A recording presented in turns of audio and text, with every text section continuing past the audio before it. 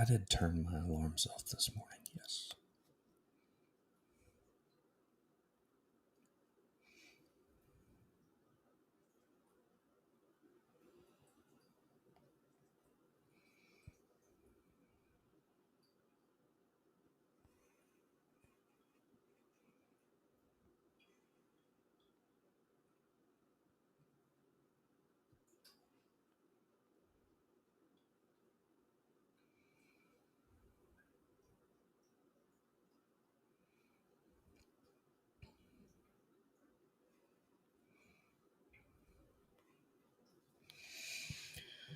Morning.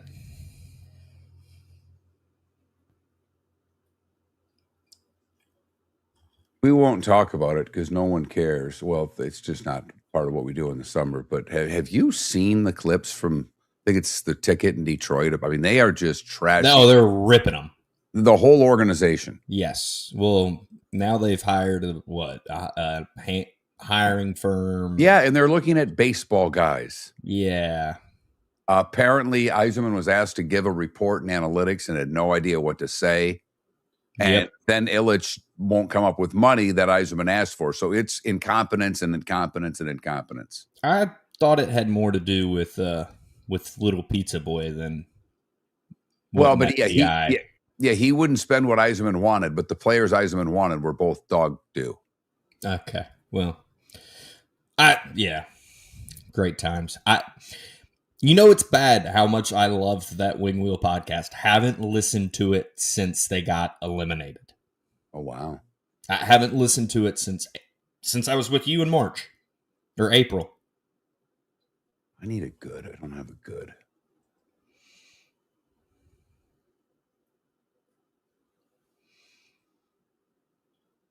I did see where Larkin's going to camp, though. Is he? That should go great. I want my money. I want to get paid. I won't get paid. What is that? That what is he at?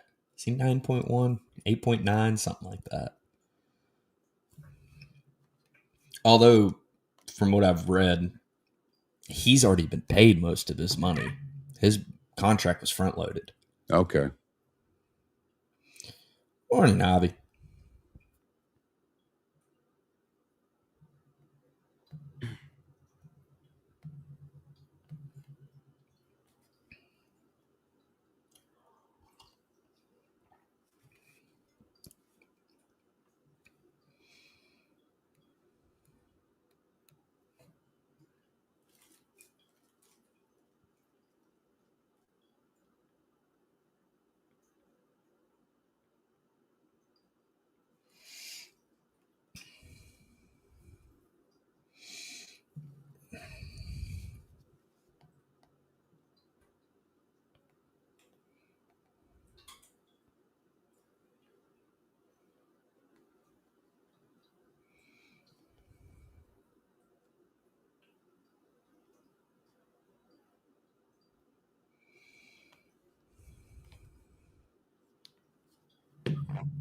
Y'all just want everything to work for one morning. I still got to get a hold of I got to call support of this Rodecaster because it won't let me shut Bluetooth out. If it doesn't connect to my Bluetooth, it says it's connected, but it won't play.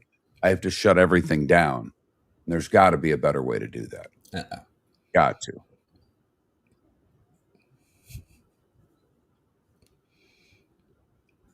Bring back JS. What makes you happy this year with that team?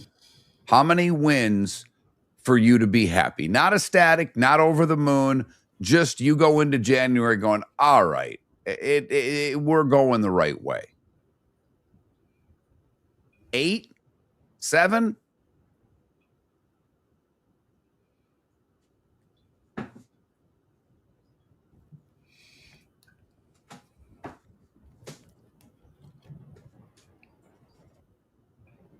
Like I'd ask Javier that same question with Florida. What makes you happy this year? I saw that, Johnny Mac. I don't know what the world's coming to. I don't know what the world's coming to. What is this? they ceased with 10 and under. You want 80 items in the express lane, just do whatever you want. We don't care anymore. Fred Miller. Yeah. Is rolling. Yes. He's right here. You can't stand it. He's right there.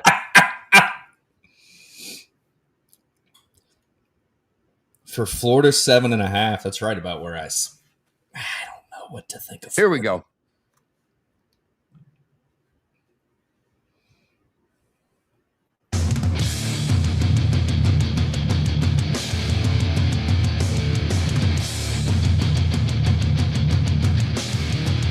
You're listening to Miller and Moulton, coming at you from the Floormeister Studios. Floormeisters, keeping it real.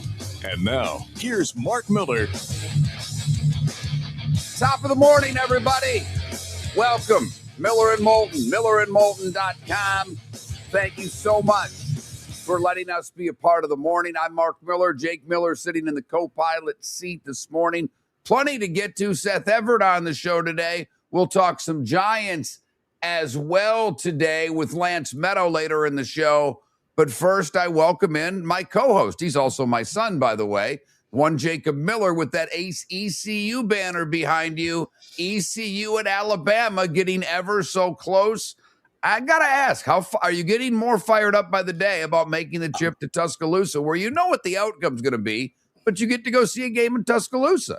It's that 1% chance in the back of our heads. We know how little of a chance it is that we win, but the thought of if it does happen, it will be the greatest weekend probably of our lives. But got tickets this weekend. We're sitting in 8:45. We're getting excited. You're going to get there. You got to get there early. Everything I've been told is you need to be in your seats. You need to hear Bear. You need to hear the whole pomp and circumstance of the Alabama Crimson Tide football experience. For those that don't know, Jacob is a graduate of East Carolina. They open at Alabama, and he and some buddies are making the trip. But speaking of college football, the AP poll out yesterday. And for the first time in 65 years for the Big Ten, and the first time since 1987, when this conference was called the Big Eight, 1 and 2 come from the same conference. The Buckeyes are number 1. Oregon is number 2. The last time this happened, 1987. By the way, that was the Big Eight then. And it was Oklahoma and Nebraska, 1 and 2. The last time it happened in the Big Ten was 1961 when it was Ohio State and Iowa. Iowa's offense a little more prolific in 1961 than it is in 2026, but that's for another day. The one thing I noticed out of it, Jake, is that, well, this isn't the recipe for winning a title. Now, the Buckeyes are number 1 for the 9th time. They're tied with Alabama for the second most number 1 preseason rankings ever, behind Oklahoma, who's been number 1 10 times. But Bama's the last team to be a preseason number 1 and win the title, and I believe that was in 2017. So basically, you're telling Ohio State they ain't winning the title by being number 1. It's a bit of a kiss of death, but your thoughts on the Big Ten being 1 and 2 in the AP poll? I think it's hard to place them anywhere else right now. As hard as it is for me to admit, the Big Ten's better than the SEC right now. They've won the last 3 national titles. I think on paper, those are probably the 2 strongest rosters in the country. Ooh, really? Okay. We'll see. I know Ohio State's got to reload on defense, but look at who their coordinator is. I'm not really that worried about that. Oregon's returning a lot of production, has a good quarterback coming back. Honestly, the AP poll got the top 10 pretty close to as right as they have in a very long time. The one team that I don't think is top 10 worthy, and we'll see at the end of the year, I don't think Ole Miss is going to be a top 10 team at the end of the year. However, I say that with a bit of pause, because they do have a 28, 29, 32-year-old quarterback. in Chambliss. I mean, no, he can play. And I mean, he got his 6th year or whatever that may say or what you may think about that. But they do, when you look at quarterbacks, and the Buckeyes have a good one. Oregon has a good one. Georgia has a good one. I mean, you look at the top 10. Notre Dame, C.J. Carr can flat out play. Texas, you all want to bash Arch. Look at the second half of last year. It was pretty good. Indiana, to me, that's a bit of an unknown. Miami, everybody's high on this kid, but we haven't, he played good for Duke. We'll see how he does with the Canes. A&M brings a quarterback back. Ole Miss brings a quarterback back. Oklahoma brings a quarterback back. So really, just out of the top 10, there's only 2 new starters at quarterback, and that does give a little credence to this AP poll. Yeah, especially like how much turnover there was at the quarterback position. I think that's going to be a big thing heading into this season is who has that experience. And you're seeing it throughout the top 10. We'll, again, see with Miami, like you said. But I think having an experienced quarterback in this day and age means a lot. And it doesn't necessarily have to be a transfer, but having some snaps under your belt is important in this day and age. We'll find out, like Alabama with Levitt, what he's all, or I mean, LSU with Levitt. Alabama's got a quarterback battle going on. Texas Tech's a top 15 team that obviously Sorsby was supposed to be their guy. We all know that story. From a roster standpoint, Ohio State, Notre Dame, and Texas, to me, are the 3 best rosters right now today. May not be that way at the end of the season. Those are the 3 that I like going into the season. Notre Dame, obviously, I don't think it's like the NFL that running backs are a dime a dozen, but they are replacing a first-round pick and an early second-round pick. So they do have an area of concern, but I'm not as worried about that as I would be perhaps if it were a quarterback. Miami at number 7. What's your biggest worry about the Canes? And maybe that's something we want to talk about later because I know that's on your list today. Yeah. So I'll hold that off for a bit because you've got some worries about the Canes, and I think they're legitimate. But baseball last night, just to give you a quick recap, we start with a little college football and then go to baseball because the Rays with a big win over the Orioles. But I thought the biggest news in baseball, again, comes from not what's on the field, but what's off the field. And the Yankees suffer yet another blow as Max Fried placed on the 15-day IR with a bone bruise. It's the same reason he missed time earlier this year. And the Yankees trying to get Judge and Bellinger back in the lineup. They just get Rodon back from the IL, and here goes Fried onto the AL. So I thought, I keep waiting for the Yankees, not necessarily to make a run at the Rays, but to just get healthy. And as every day goes on, it's like, are you guys going to be healthy in October, let alone September? Sure doesn't seem that way. I feel like we've seen this book from Judge a few times now in years that he isn't invading college football on ESPN.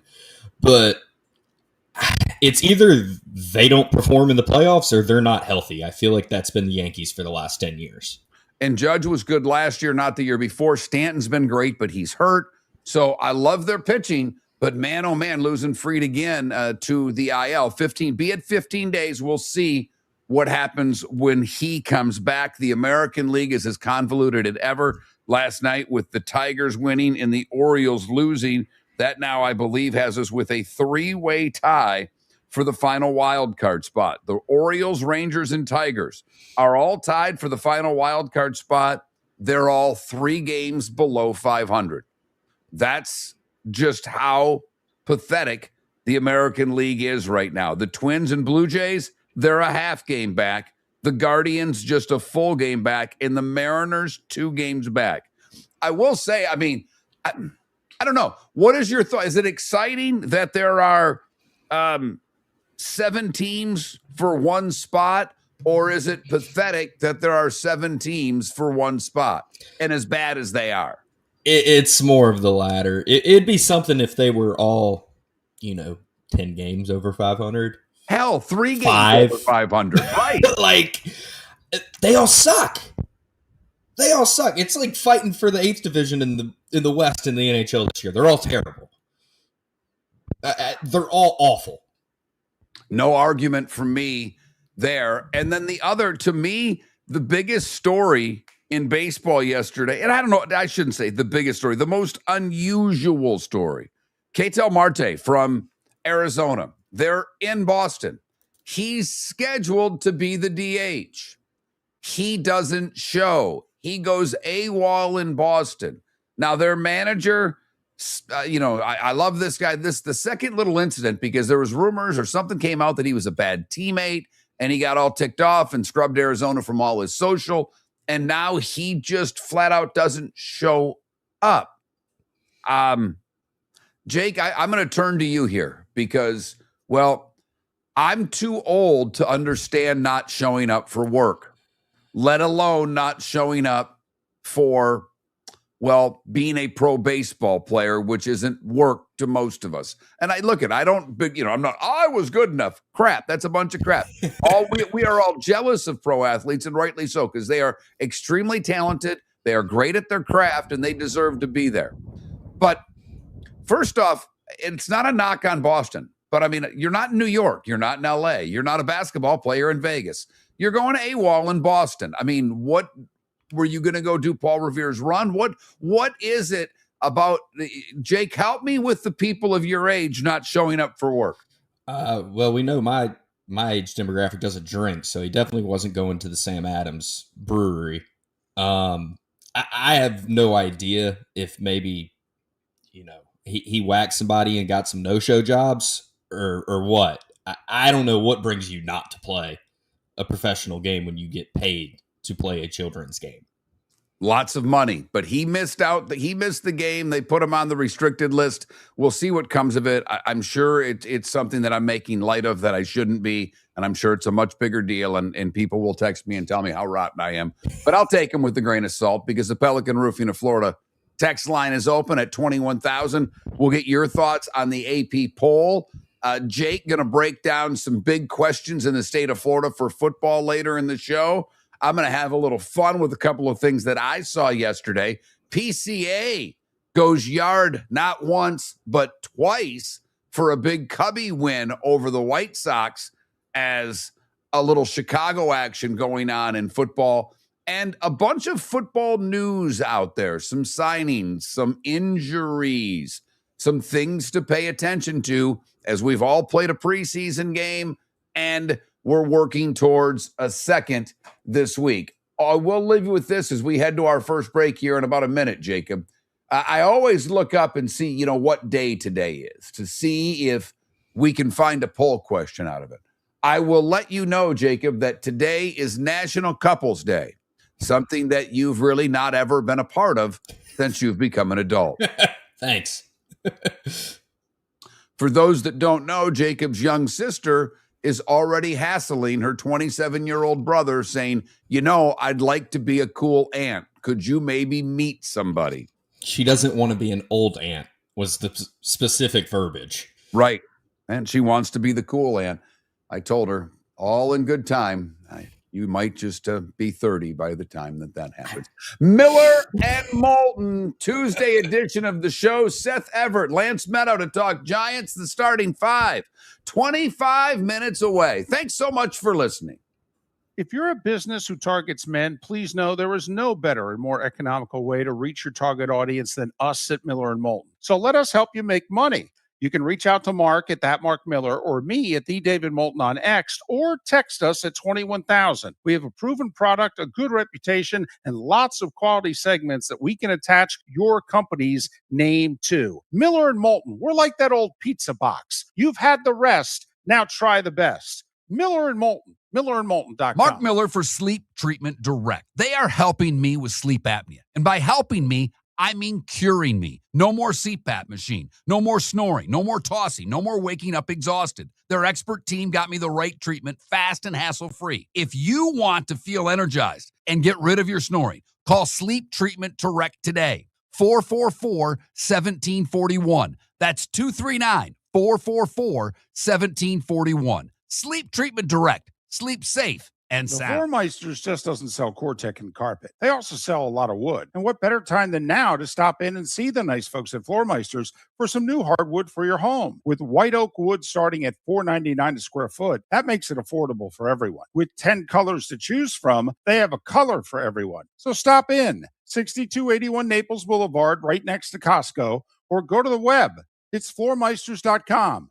floormeisters.com. Floormeisters, just keeping it real. Your roof is your home's first line of defense. At Pelican Roofing of Florida, Ronnie John and their team bring years of experience to protect what matters most, your family and your business. From residential repairs to large-scale commercial roofing, we deliver honest work, fair pricing, and quality you can trust. An upgrade on your roof can lower your insurance costs. Don't wait for a leak to turn into a disaster. Call the experts at Pelican Roofing today. 1-866-9-PELICAN. That's 1-866-9-PELICAN. Online at PelicanRoofingCompany.com. CCC 1332512. This is Miller and Moulton.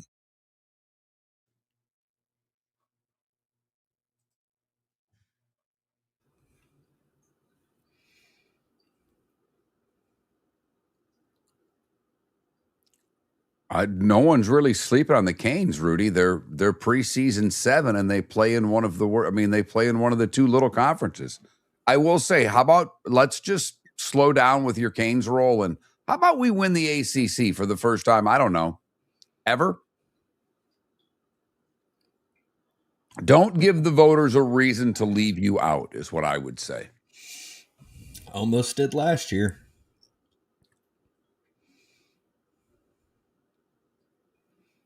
You like PCA over Shohei for MVP? This year, I think. I mean, the little feat last night, 30 for 30. Back-to-back years, which I know that doesn't, the back-to-back part shouldn't matter, but he.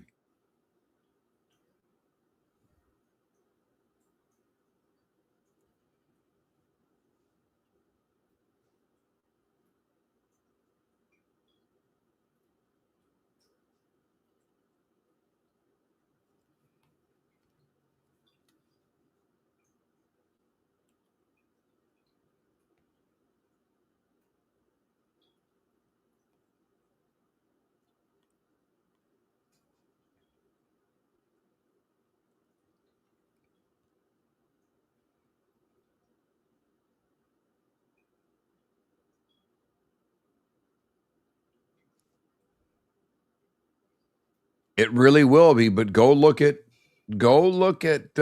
SMU's schedule. And I mean, I know everybody's high on Louisville. I'm not at all high on Clemson until they prove something. But you look at SMU's schedule, and they can lose to Notre Dame because it's obviously not a conference game. And SMU should probably play Miami for the first time in the ACC championship. They got a quarterback as well. All I got to say is there's a team that won 11 games in Charlottesville last year. Yeah, I know. It definitely did not place a bet on them to make it to the ACC championship game yesterday. They go to SMU. It's their only problem. I mean, SMU, if put it this way, if SMU's 3-0, and I think that's an if, because they go to Florida State first game. We saw what Florida State did to Alabama last year, and they go to Louisville week 3. If they're 3-0, they're playing for the ACC title. Yeah. UVA to make it to Charlotte, it's plus 700 for what it's worth. Ooh, that's a good bet. Yes, that's why I took it.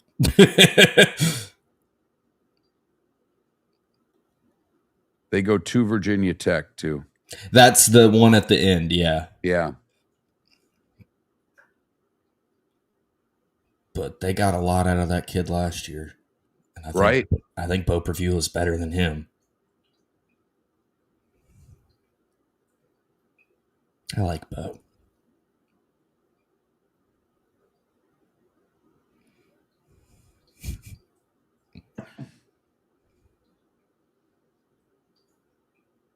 I think the ACC is head and shoulders above the Big 12 this year. I don't disagree with that. I don't disagree with that. Who teams like Houston, third best team. Okay, we'll see. Well, I mean, what? It's DraftKings, FanDuel, the normal stuff. Well, we don't know that here in Florida. We have nothing. Yeah, you guys have nothing. We have everything.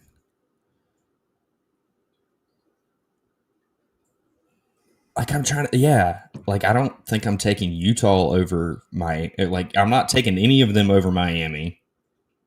Oh God, no. First off, Miami, you almost can. I mean, Miami, I don't know if I'm taking any of them over SMU. Maybe Texas Tech. That's a pretty good roster. Pretty good both lines of scrimmage. They spend. Who's playing quarterback? Well, there you have it. But I still think with whoever their backup is, they're good enough to run roughshod over that league. I do. Javier, I don't necessarily disagree with that either. I think it's just going to take a year. But I think Virginia Tech's going to be a force. All right, here we go.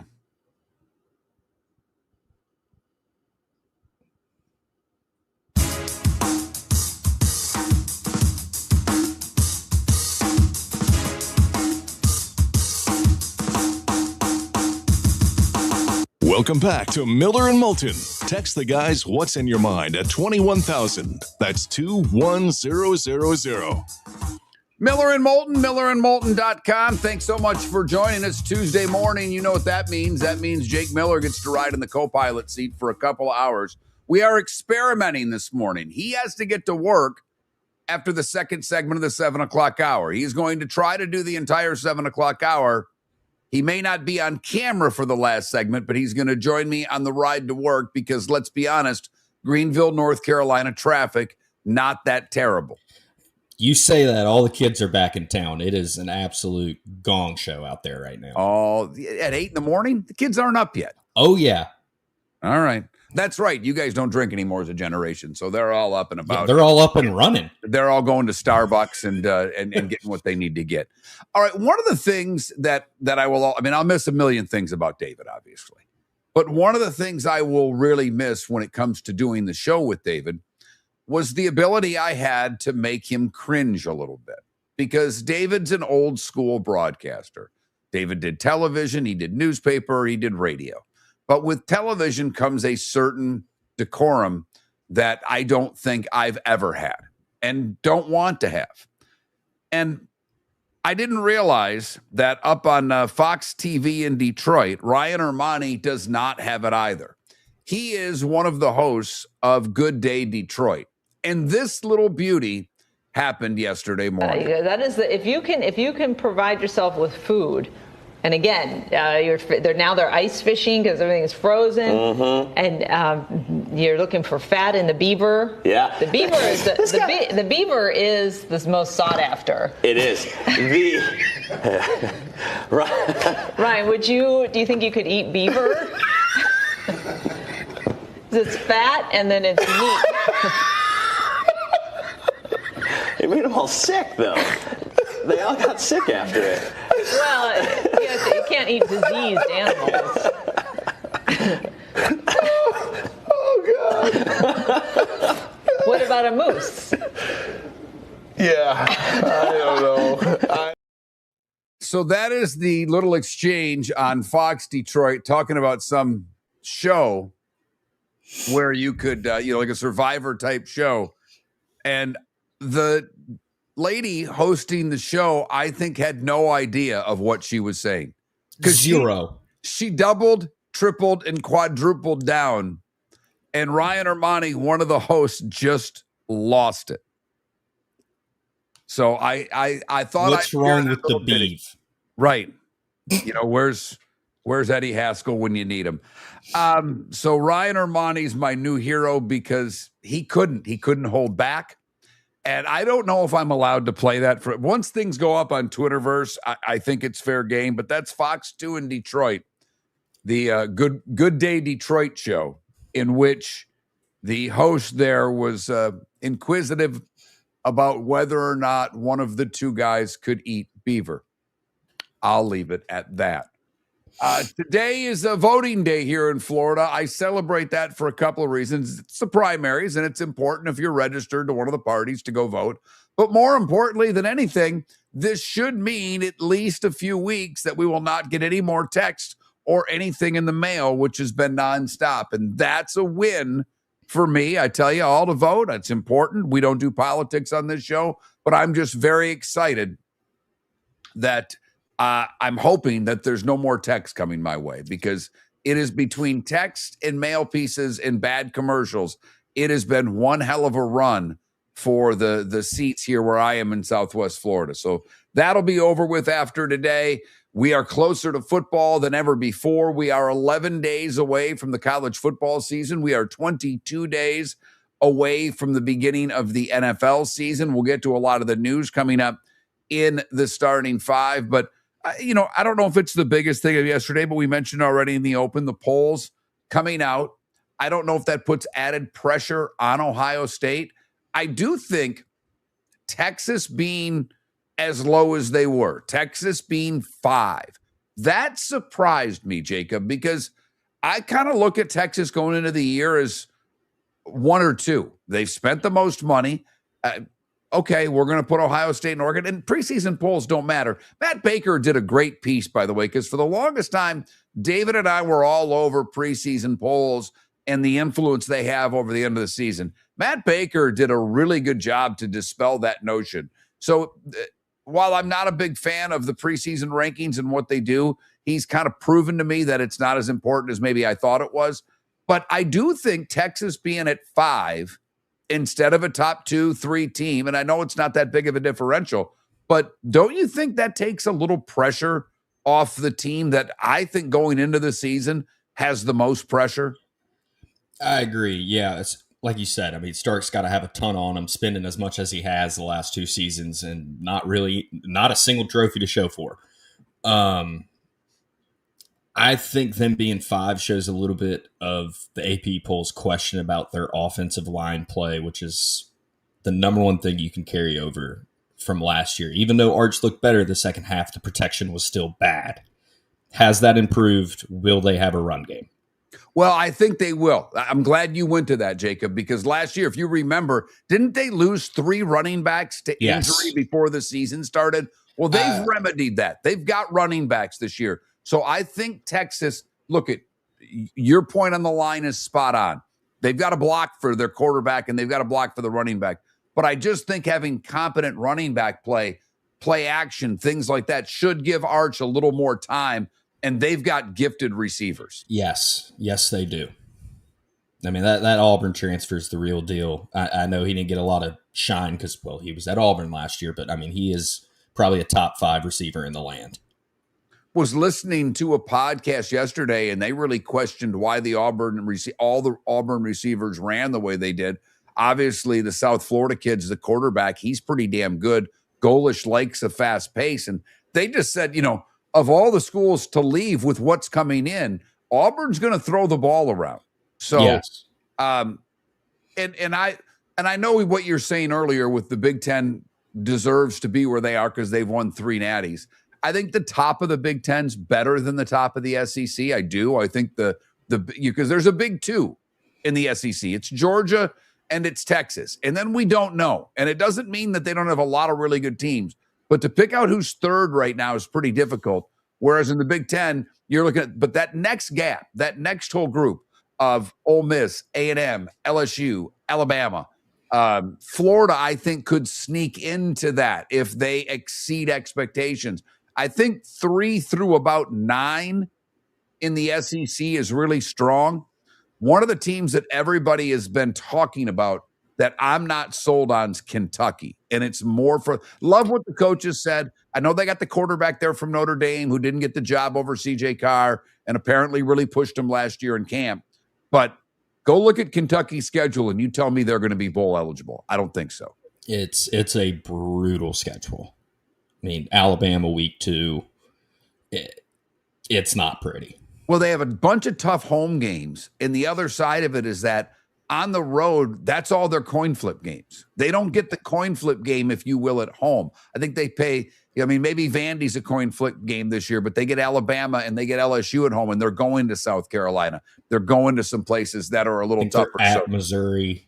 Right. And those are the coin flip games that, well, you'd like to have a couple of those games. And they even finish at home against Louisville, and that's obviously going to be an important game. I mean, hell, it could be a spot for Louisville to still think they're a playoff team at that point, because if they're number 2 in the ACC, then they're still playing for something at that point in the year. We'll probably do a lot of college football today. We'll do a little pro coming up. Jake's going to break down the state of Florida, his favorite place, even though he was born here, roots for everybody but the Florida teams, but he's going to break down some Florida football coming up on the show. We've got the starting 5. Coming up on the other side, Seth Everett to join us at 8 o'clock. Lance Medow to join us to talk the Giants at 8:38 as we continue to break down the NFC East this week. We did Philadelphia yesterday, the Giants today, and then we'll figure out who gets tomorrow's nod, Dallas or Washington. Pat Kerwin on the show Wednesday and Friday this week. David Bierman will join us tomorrow as well. Poll question coming up top of the 7 o'clock hour. We'll sort that out. I know it's not going to be, is Jacob going to be a couple soon? The starting five. That's next. Miller and Moulton. Do you have a sleep problem but don't want to wear a CPAP mask? This is Mark Miller for Sleep Treatment Direct. The mask wasn't working for me, and I didn't think I had an alternative. I do. We all do. They have such simple alternatives with greater success than the mask. Visit sleeptreatmentdirect.com. That's sleeptreatmentdirect.com. And if you are like me and your CPAP machine isn't working for you, it's time for a change. Call 239-444-1741. That's 239-444-1741. Sleep Treatment Direct. Sleep safe and sound. The Floor Meisters just doesn't sell Cortec and carpet. They also sell a lot of wood. And what better time than now to stop in and see the nice folks at Floor Meisters for some new hardwood for your home. With white oak wood starting at $4.99 a square foot, that makes it affordable for everyone. With 10 colors to choose from, they have a color for everyone. So stop in. 6281 Naples Boulevard, right next to Costco, or go to the web. It's floormeisters.com. Floormeisters.com. Floor Meisters, just keeping it real. Your roof is your home's first line of defense. At Pelican Roofing of Florida, Ronnie, John, and their team bring years of experience to protect what matters most, your family and your business. From residential repairs to large-scale commercial roofing, we deliver honest work, fair pricing, and quality you can trust. An upgrade on your roof can lower your insurance costs. Don't wait for a leak to turn into a disaster. Call the experts at Pelican Roofing today. 1-866-9-PELICAN. That's 1-866-9-PELICAN. Online at pelicanroofingcompany.com. CCC 1332512. If you're a business who targets men, please know there is no better and more economical way to reach your target audience than us at Miller and Moulton. So let us help you make money. You can reach out to Mark at that Mark Miller or me at the David Moulton on X, or text us at 21,000. We have a proven product, a good reputation, and lots of quality segments that we can attach your company's name to. Miller and Moulton, we're like that old pizza box. You've had the rest, now try the best. Miller and Moulton, millerandmoulton.com. This is Miller and Moulton. Yeah, nothing official, Paula, but those are the reports. Do you ever use the StreamYard guest app? What do you mean? Or anyone that's come on here? Oh, yeah, all the time. Okay, so I just downloaded the app, so I don't know if that would be. Yeah, I mean, you can hook up the same way. If you want me to send you an invitation for the last, it's probably easier if I send you an invite. Yeah. I'll do that here in a second. Okay. The LIV's done, Paula. It's over. Over.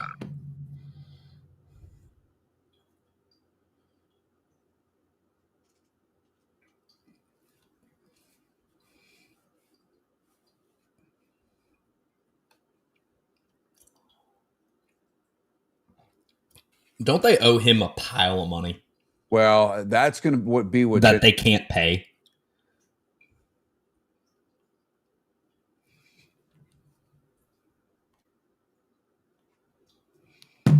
Like, did any of them get paid? Yeah. Okay. I mean, like Rom got. I mean, I'm sure they got a big. I have to think that a lot of these guys got a chunk down. Early. You know what I mean? But I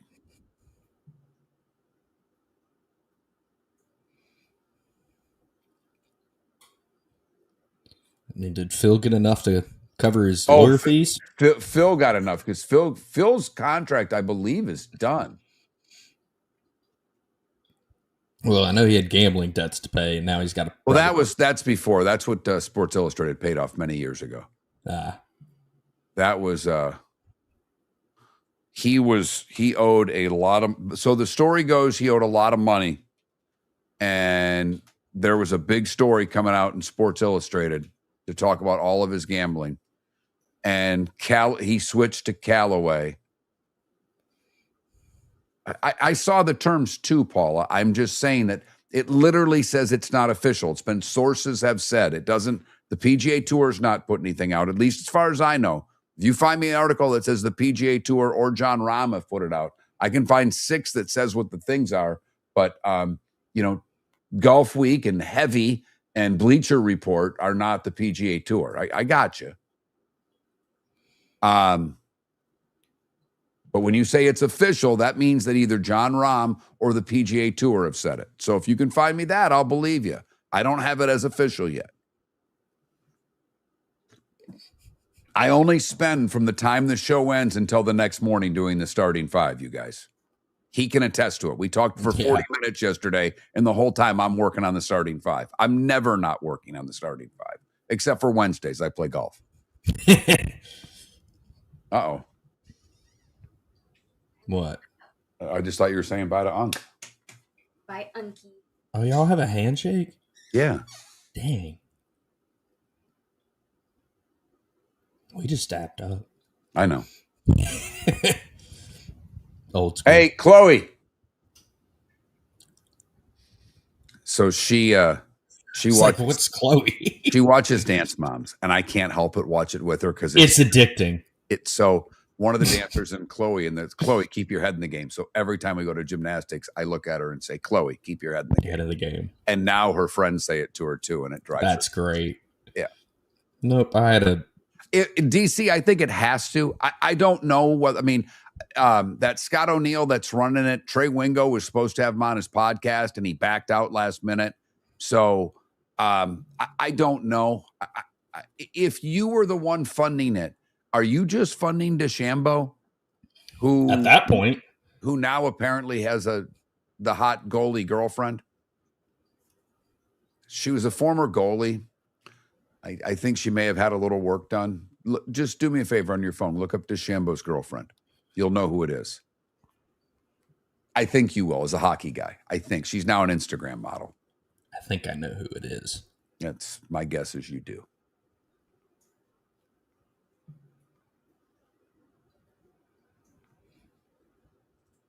Yo, it's exactly who I thought it was. I figured you'd. This is one I figured you'd know. See?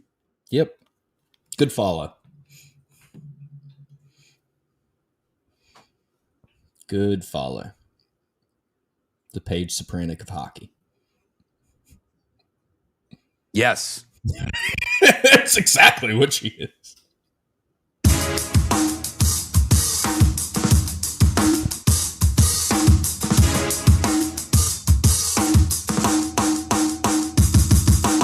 Welcome back to Miller and Moulton. Text the guys what's in your mind at 21,000. That's 21000. Miller and Moulton, millerandmoulton.com. Thanks for joining us this morning. And because I know some of you are in and out, and I know I've made this announcement several times, but when I get texts that ask questions like this, I guess I should probably answer it again. For those of you that don't know, and it sucks to say it, I'm a little more comfortable with it now because it's been a couple weeks.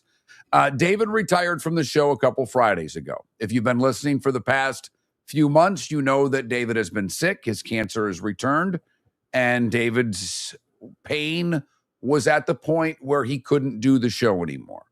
So I guess it was, it'll be 2 weeks ago. This Friday was David's last show.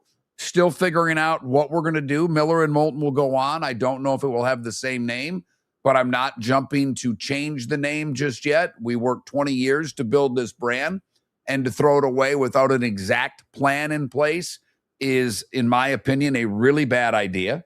So we will figure it out. I will figure it out, I guess. But Trent Bally helping out 4 days a week. I've put my son in the co-pilot seat for the first 2 hours of the Tuesday show as we get ourselves towards football season, which is just right around the corner.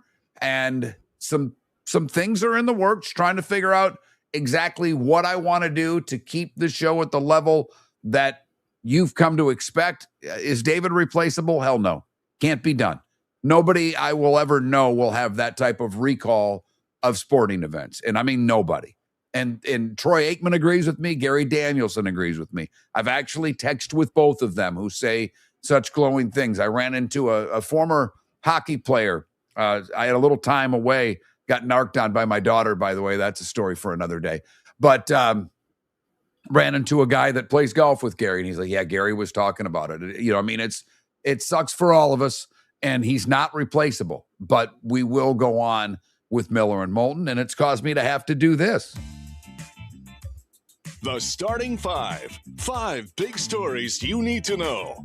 Here is the starting five. Well, we start with baseball, where Tampa gets off the schneid. Jonathan Arenado and Johnny DeLuca hit run-scoring hits in a 3-run 7th-inning rally as the Rays topped the Orioles 7-6 to win the finale of the 4-game series that they had lost the first 3 of. Brian Baker entered in the 8th with 2 on and 1 out, got out of the threat, and then had a scoreless 9th for his 35th save and 24th straight save. Those 35 saves lead the majors. Miami, not so fortunate, as Philadelphia topped the Marlins 6-5. Christopher Chancez worked 6 innings to become the major's first 16-game winner. He allowed 1 run, around 8 hits, and 3 walks. The bullpen had to hold on for Philadelphia. Bryce Harper, 3 hits for the Phils. Double dip between Cincinnati and St. Louis. You know what that means, a split. First game, 2-1 Cardinals. 6 pitchers limit the Reds to 3 hits in the 2-1 victory. Cardinals also struck out 15 in that one. Game 2, Ellie De La Cruz got his first walk-off hit with a 10th-inning RBI double to help the Reds come from behind to split the day-night doubleheader. De La Cruz finished 2 for 4 in the game. The Tigers snapped their losing streak because they played a bad team. Play a good team, you lose. Play a bad team, you win. That bad team, the Pittsburgh Pirates. Hayu Lee and Zach McKinstry each had 3 hits. Kevin McConaughey added 2, including a 2-run home run. The youngster helping the Tigers outlast the Pirates 8-5. Max Clark had 2 hits. He just got called up. That was the first time that I felt old. Because I watch players and I know how old I am, but I don't ever feel old. Max Clark looks like he's 10. 21-year-old Tiger center fielder just called up. And he just, blonde hair, good-looking kid, just looks, hey, happy to be here. And he's playing well for the Tigers. Pittsburgh 6.5 behind San Diego. Tigers tied with Texas and Baltimore for the final wild card berth. The Mets continue to win. They defeat San Diego 2-1.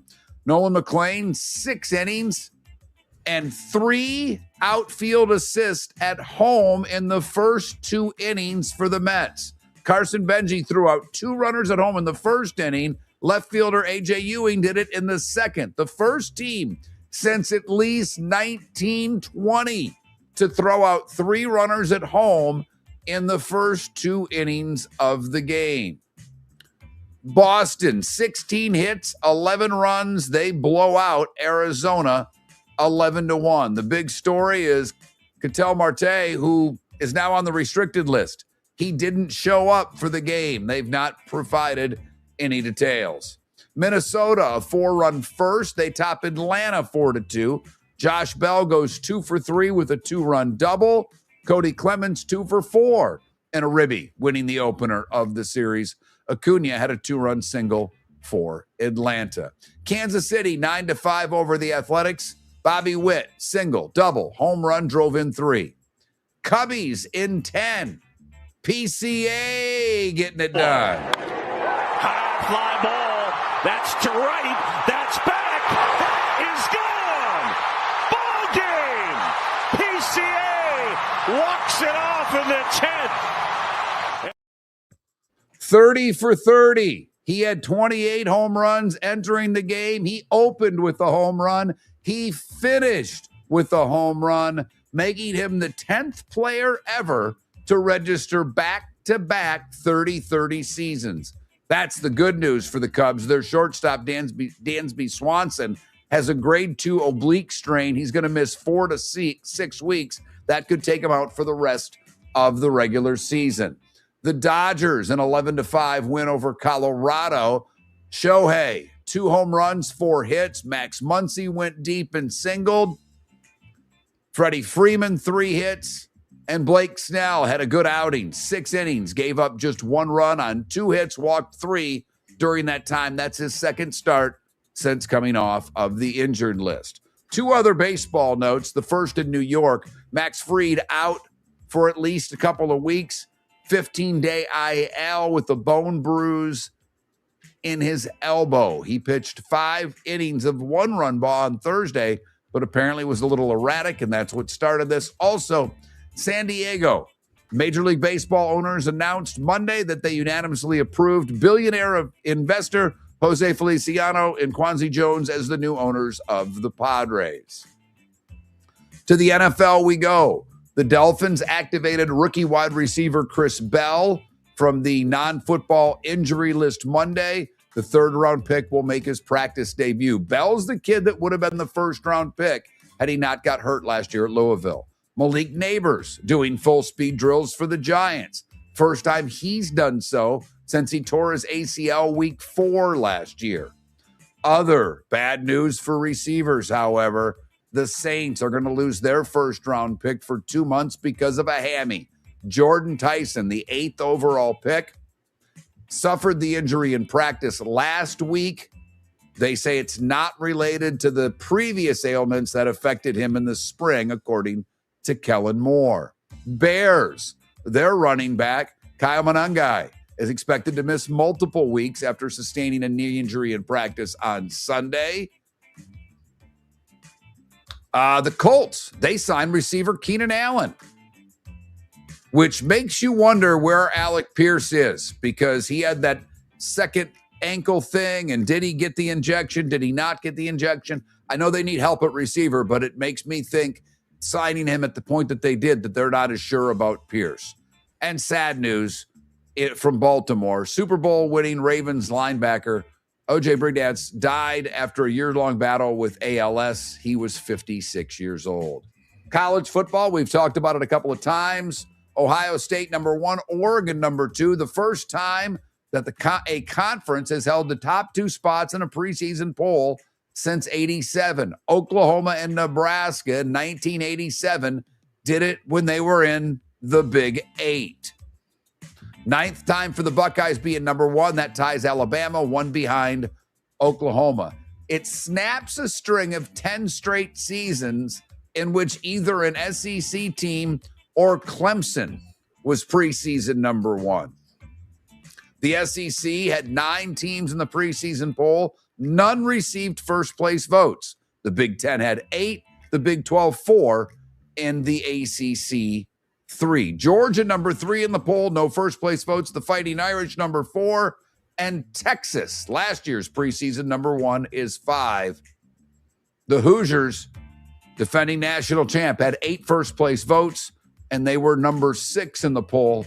It's their best preseason ranking in program history. The previous high was number 13 in 1968.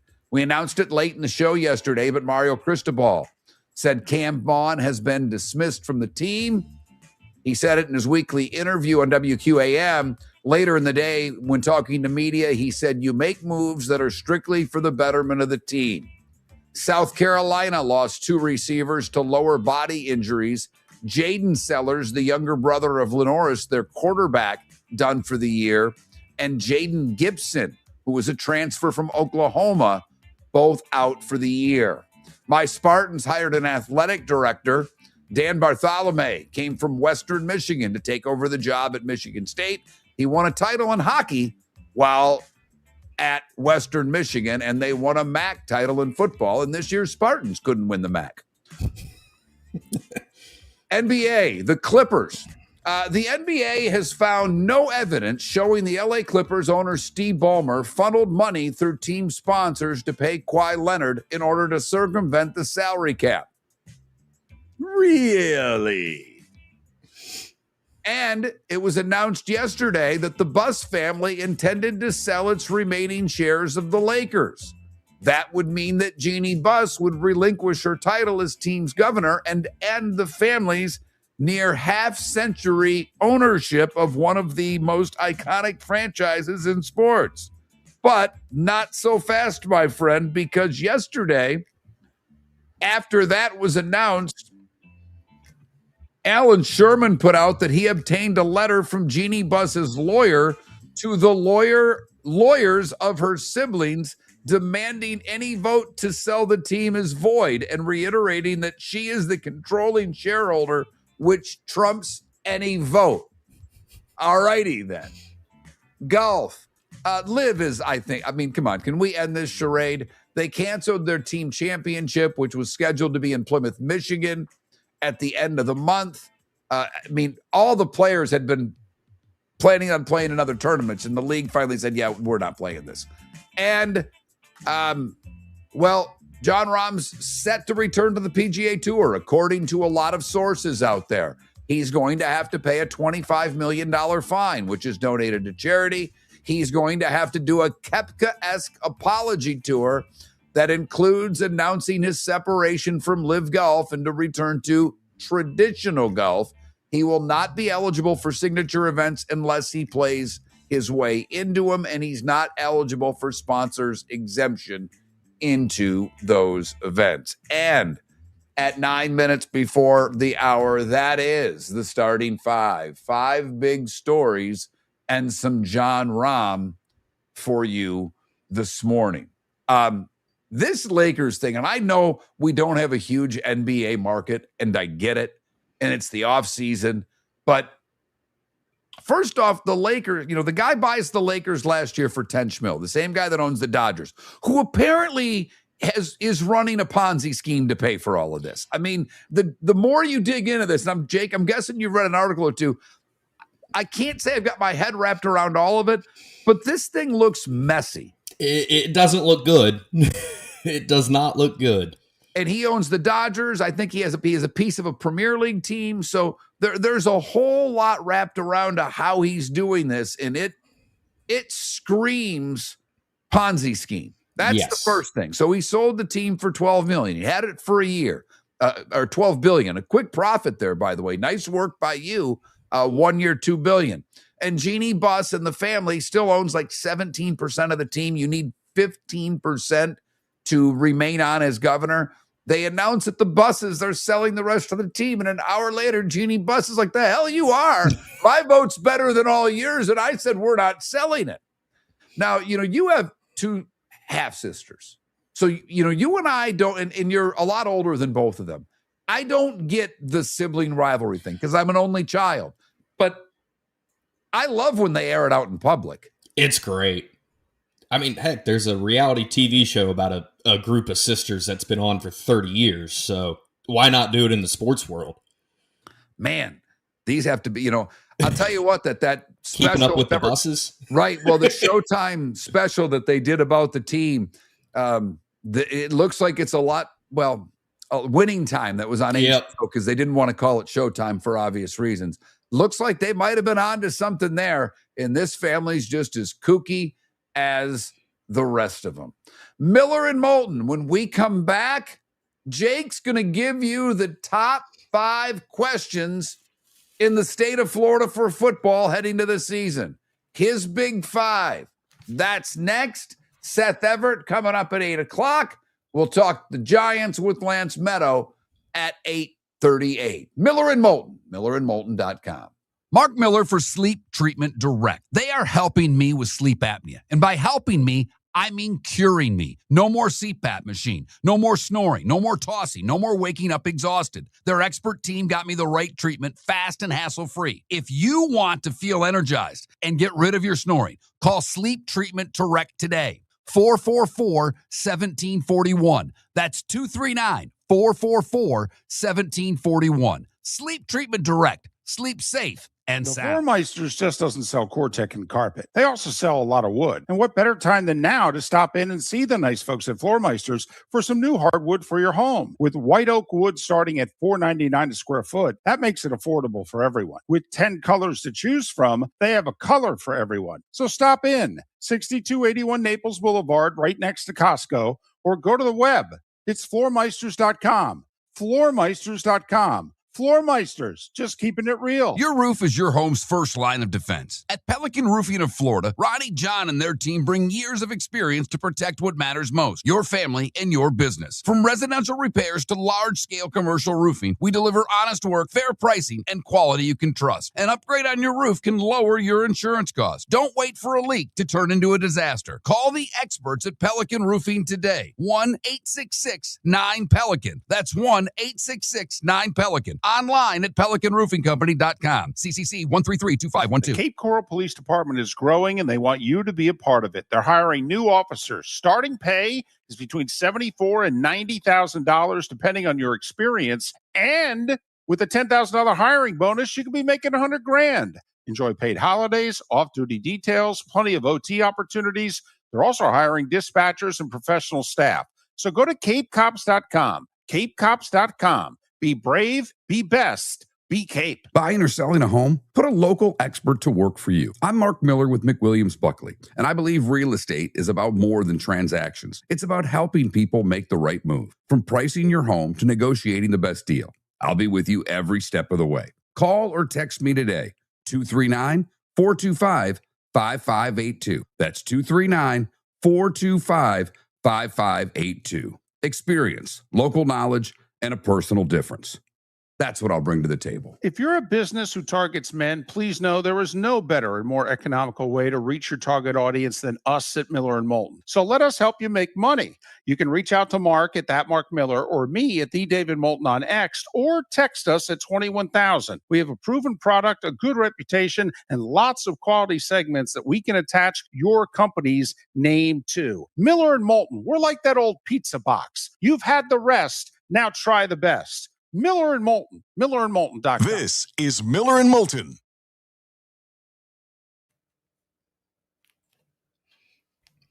Big Billy Strings guy. Yeah, he just saw 2 shows in Virginia. What, about 3 weeks ago now? Yeah, 3 weeks ago. I don't know if this was a thing back in your day, but getting pinned at festivals Jacob, or concerts? No. Okay. No. Tripping may have been a thing, but no. Yeah, there was plenty of that at Billy Strings. Yeah, I sent Blinko a cover of him doing Fearless because Blinko loves Floyd. And he's like, and he had a David Gilmour shirt on at the time. He was all fired up. Yeah. Yes, I did get, I got this, and I got a bunch of Billy Strings stuff while I was there. I spent way too much money. But knocked it out night 1. That way we could just hang out for night 2. Trying to figure out where to go see him next. Doing Widespread in November, I think. Are you? Good for coming to you. Wilmington. That's awesome. Maybe I'll look it up. I haven't seen Widespread since 1994. I only saw him once, Further Fest. Before the next year, the Crows were the headliner. That year, I think Widespread was. Met them all before the show because that's when I knew the music guys in Atlanta. Yeah. You told me about old Chris I had Robertson. well, that was a different show. Okay. That was in Nashville. I think in my one box of stuff, I have an autographed Widespread picture, I think, by one of them. Yeah. Trying to do the pit for Johnny Blue Skies too. They're actually Athens, Javier. They're another Athens band. Jake's mom used to see him play frat parties. Yeah, he used to play the Teak House apparently all the time. Or I think they were SAEs. I don't think they were. I wonder if they were anything. I think they just played the parties. Maybe I'm wrong.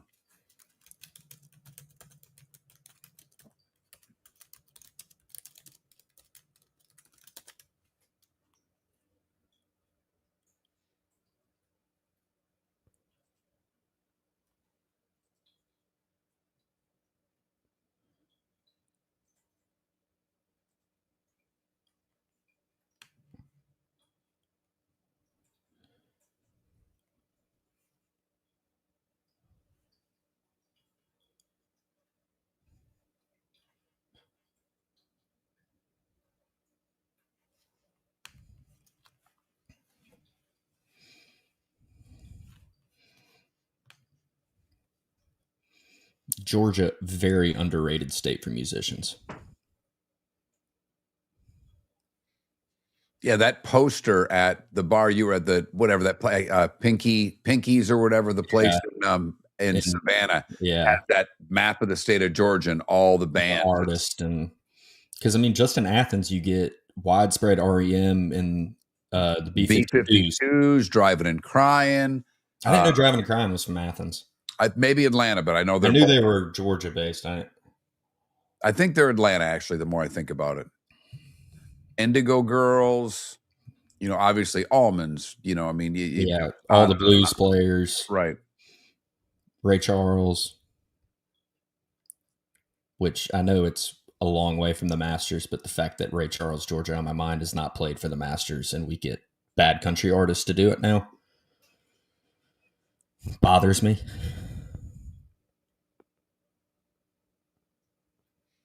First album in Driving and Crying is awesome, Deadstroke. It's my favorite. Scarred But Smarter is the name of the album. I think it's the World of Beers has a Driving and Crying beer.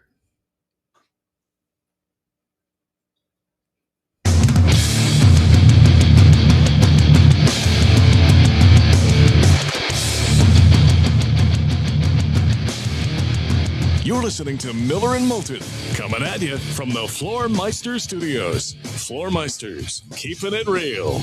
And now, here's Mark Miller. Miller and Moulton, millerandmoulton.com. Thanks so much for listening. Jacob Miller riding the co-pilot seat this morning with me.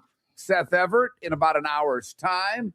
Lance Medow, 90 minutes from now to talk Giants. Between now and then, we've got a little football talk to get to. We've got magic numbers and the best 22s to ever play. Another pretty good list. It is National Couples Day. It is also National Fajita Day. Let's see, Pinot Noir Day, for those of you that like red wine, but just don't like it enough. So we probably need to come with a poll question of some sort, and I think it might just be as simple as, and I've got to double check, but I think it's 2017, Alabama was preseason 1 and won the title. Does Ohio State, as a preseason 1, win the title, play for the title and lose, or not make the final? That's my early nomination for a poll question. I don't know if you have anything, because you want to get to your Florida football question. So I don't know if you have anything based off that, of your research. I got one kind of funny one for the state of Florida, and it would be, who gets fired first, Bowles or Norvell? Ooh, that's not just funny. That's snarky. I would go Norvell. I mean, I could see if things go bad early. Like, I think Bowles will do the year unless something goes tragically wrong. I think that the fan base for both, that's such a fun question, because I think the fan base for both teams, first off, I don't know a Florida State fan that wants Norvell to be the coach. Like, I don't know one. Not one single Florida State fan out there wants that guy to be their head coach. How both of them didn't get fired at the end of each of their seasons last year is beyond me. Well, it's a move Tampa doesn't make, and Jason Light showing faith in him, and with what they've got going on, I think that, put it this way, I don't think Jason Light's going anywhere because the Glazers love him, but by keeping Bowles on, depending on how this year goes with the Vita Vea and Baker Mayfield contract situations, I do think a little more light shines on the top than has in some time.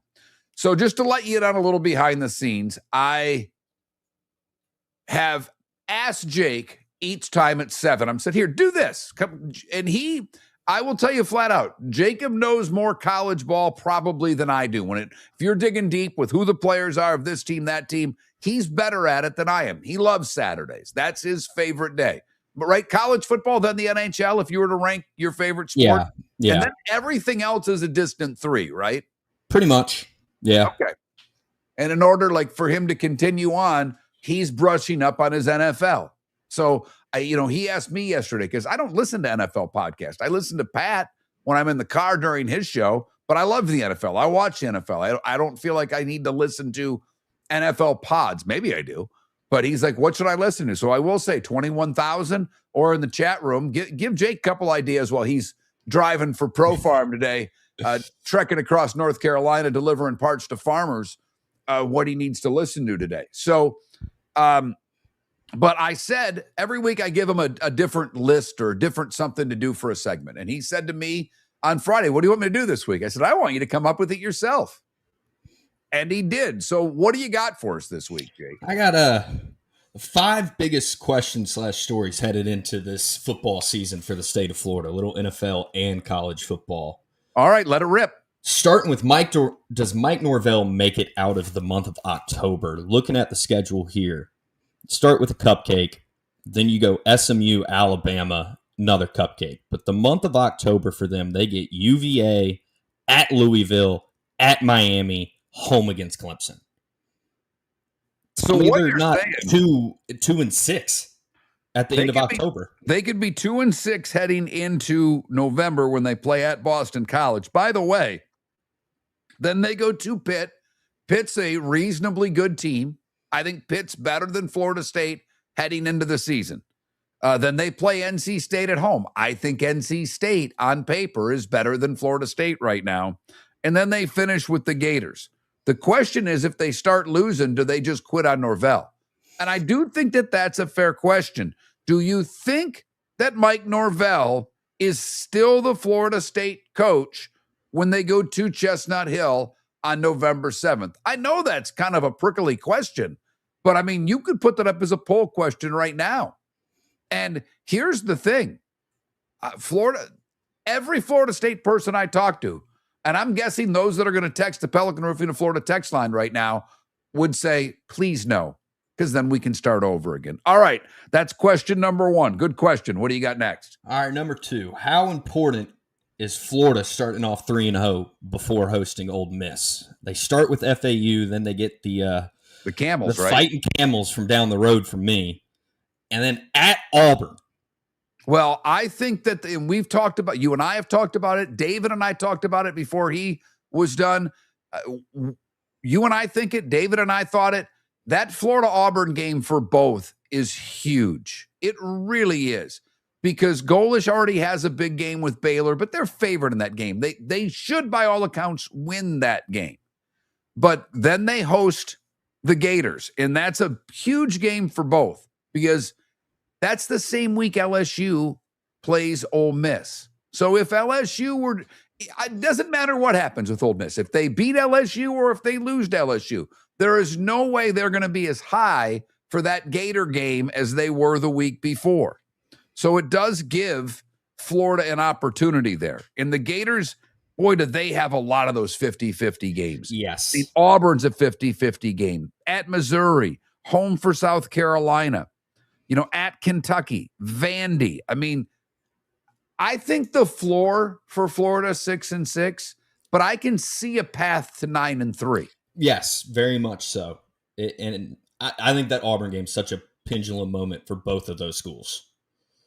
I agree. All right, question number 3. Will Miami's losses in the trenches affect their national title hopes? Got a brand new quarterback, lost a ton on both lines.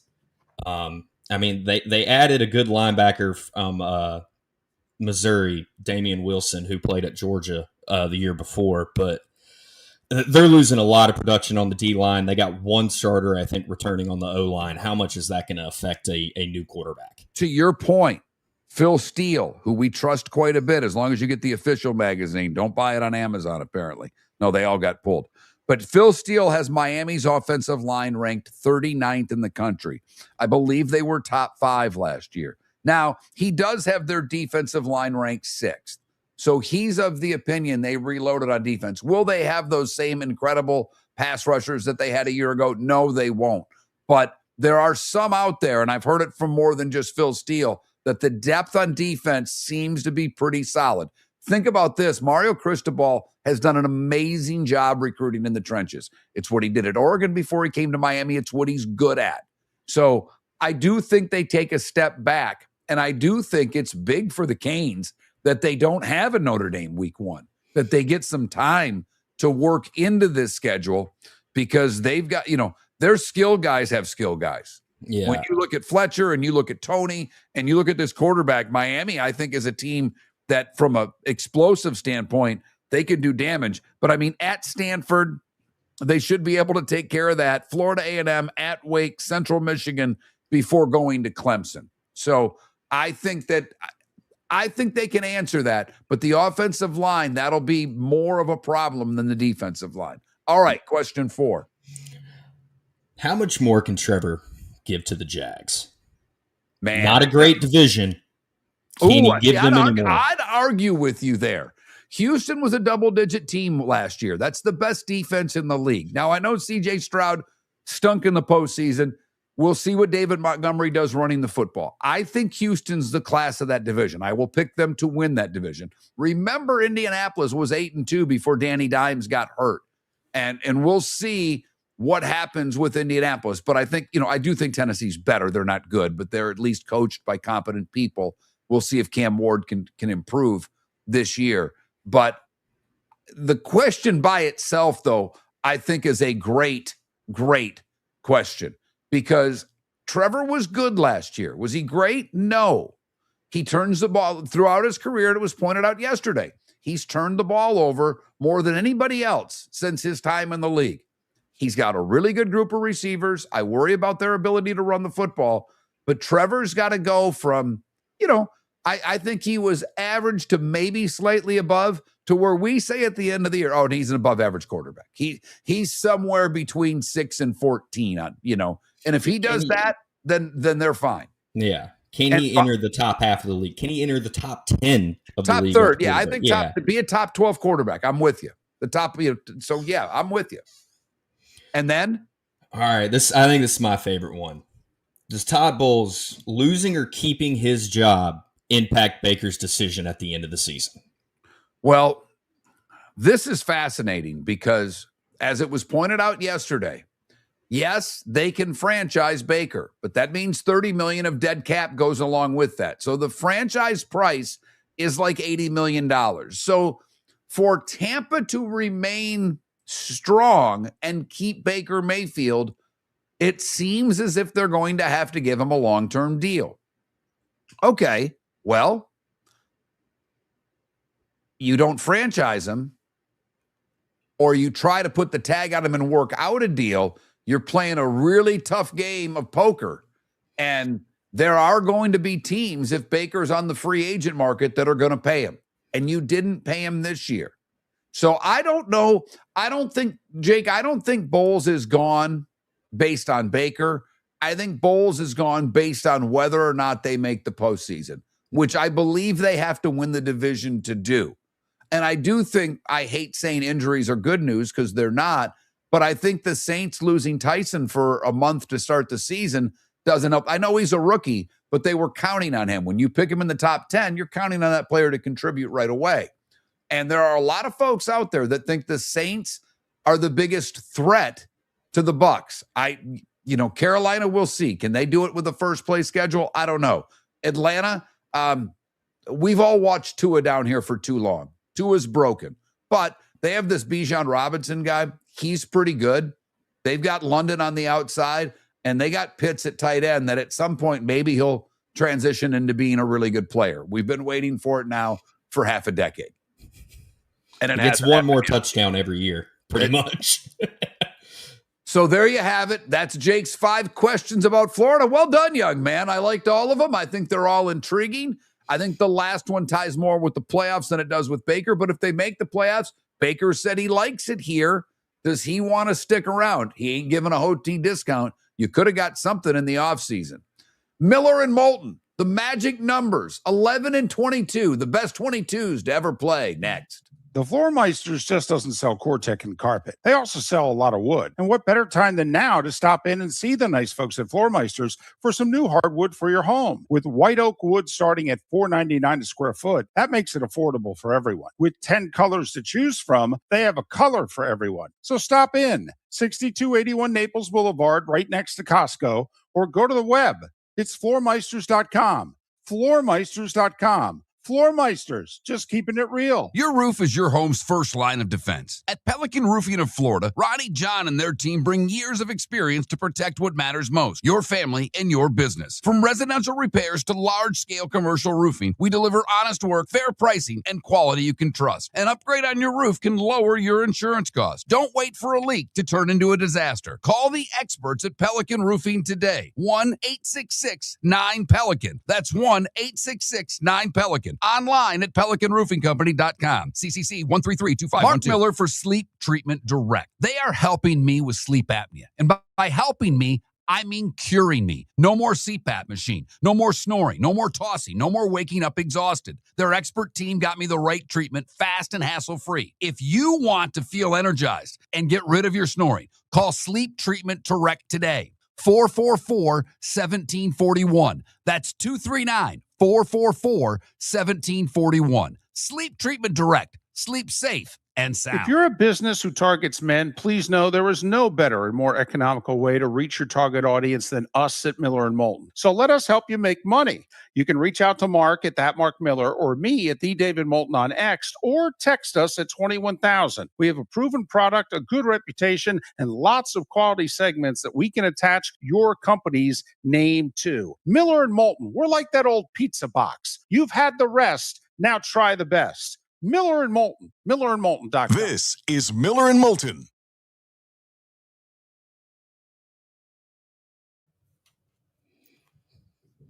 Thanks, chat.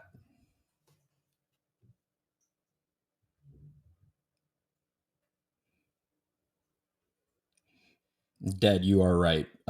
Mario is a great O-line coach, so that is a positive.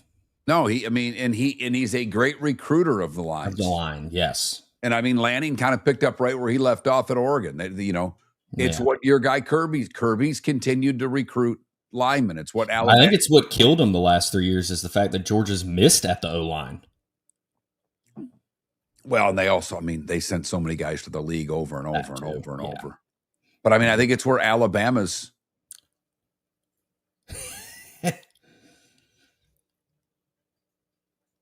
Really, DC?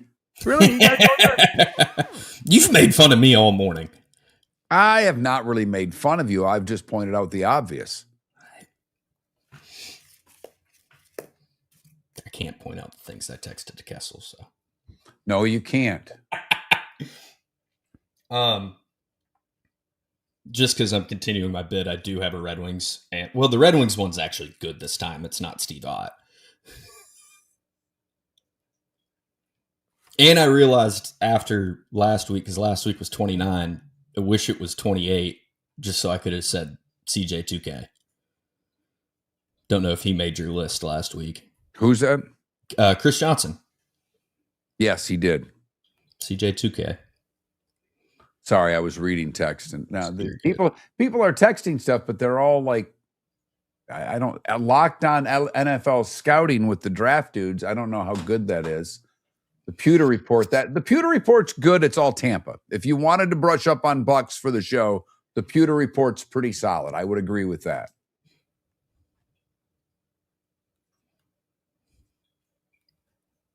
Anything that's not Carolina Panthers, because that's all we get on local radio.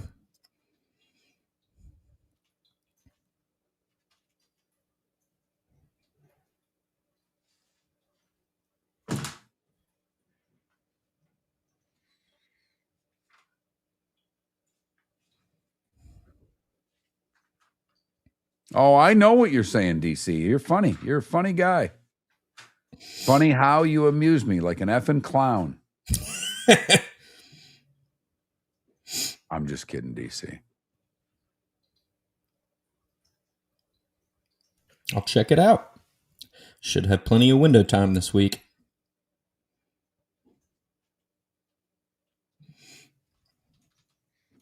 Will Mike Norvell last the season as FSU head coach? I think that is a fair question. Looking at the schedule, I don't know how he makes it through October. I know a few people that really want that to happen. Now, the only thing is, what if they get to a hot start again? You broke up there. I don't know what did that, but you're fine now. I don't know if you just ate. I don't know if you ate the microphone too much or what happened there, but it got really. Might have moved a wire or something. Yeah, it's what it sounded like. I'm going with no. I'm the first one to vote, and I'm reposting this sucker. Let me do that myself. He plays fantasy. He knows. I play fantasy. He's the commissioner of our league. Unfortunately. Speaking of which, can we get a draft date there? Yeah, I'm doing that tonight. Let's get on it. And you love my rule. That was Dr. Roto at the. I like that rule. Yeah. He's like, if you don't pay by week 3, you can't make a transaction. I love it.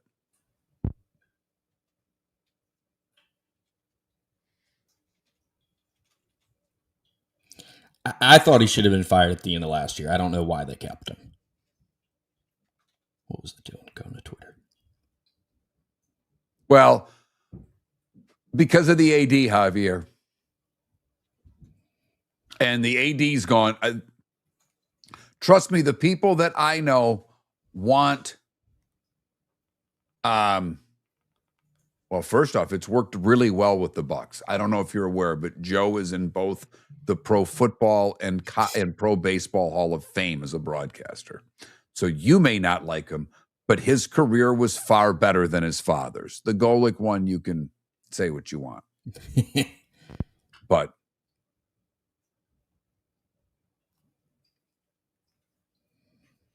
I wonder who the lead coaching candidate's going to be.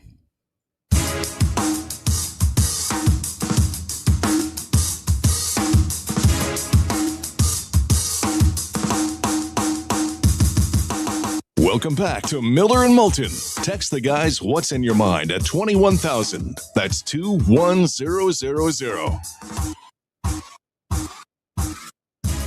Miller and Moulton, millerandmoulton.com. Thanks so much for joining us. Jake Miller sitting in the co-pilot seat this morning, at least for another 40 minutes, and then he's got to go make money and earn a living because I don't pay him that much. This is, he's not a child anymore, but I treat him like one, so it's child labor laws. I'm not spending a whole lot on this. He's given me 8 hours a month. He is being compensated. I will let you know that, but I don't know if he deserves more or less. We'll figure it out based on your comments, although he did help us come up with a poll question today. Will Mike Norvell last the season at FSU as head coach?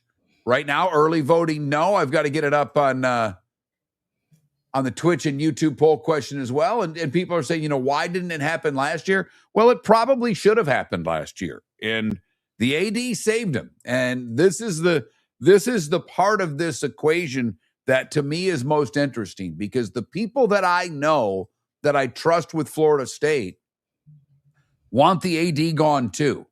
And if the AD, let's just say Jake's right and that they've got 6 losses and we're not even out of the month of, or we end October and they're a 6-loss team. Okay, he could get gassed then. But if the AD resists, does it mean his head too? And that I think is as big of a question going in, because he, by all accounts, saved him last year, and the money quit flowing in. So Bud Elliott, who does cover Florida State pretty extensively, he thinks they're better. Like, he does flat out think that there's some talent on the team, and that if you look at the metrics last year, they weren't as bad as the record, but he's still not calling them an 8-win team. And that's if they win 7 games, are you going to keep Norvell? Those are the questions. There are so many questions with the Seminoles. And I know you're not a big Florida State guy, and I know all the reasons why. And that's for your therapist, not for this show.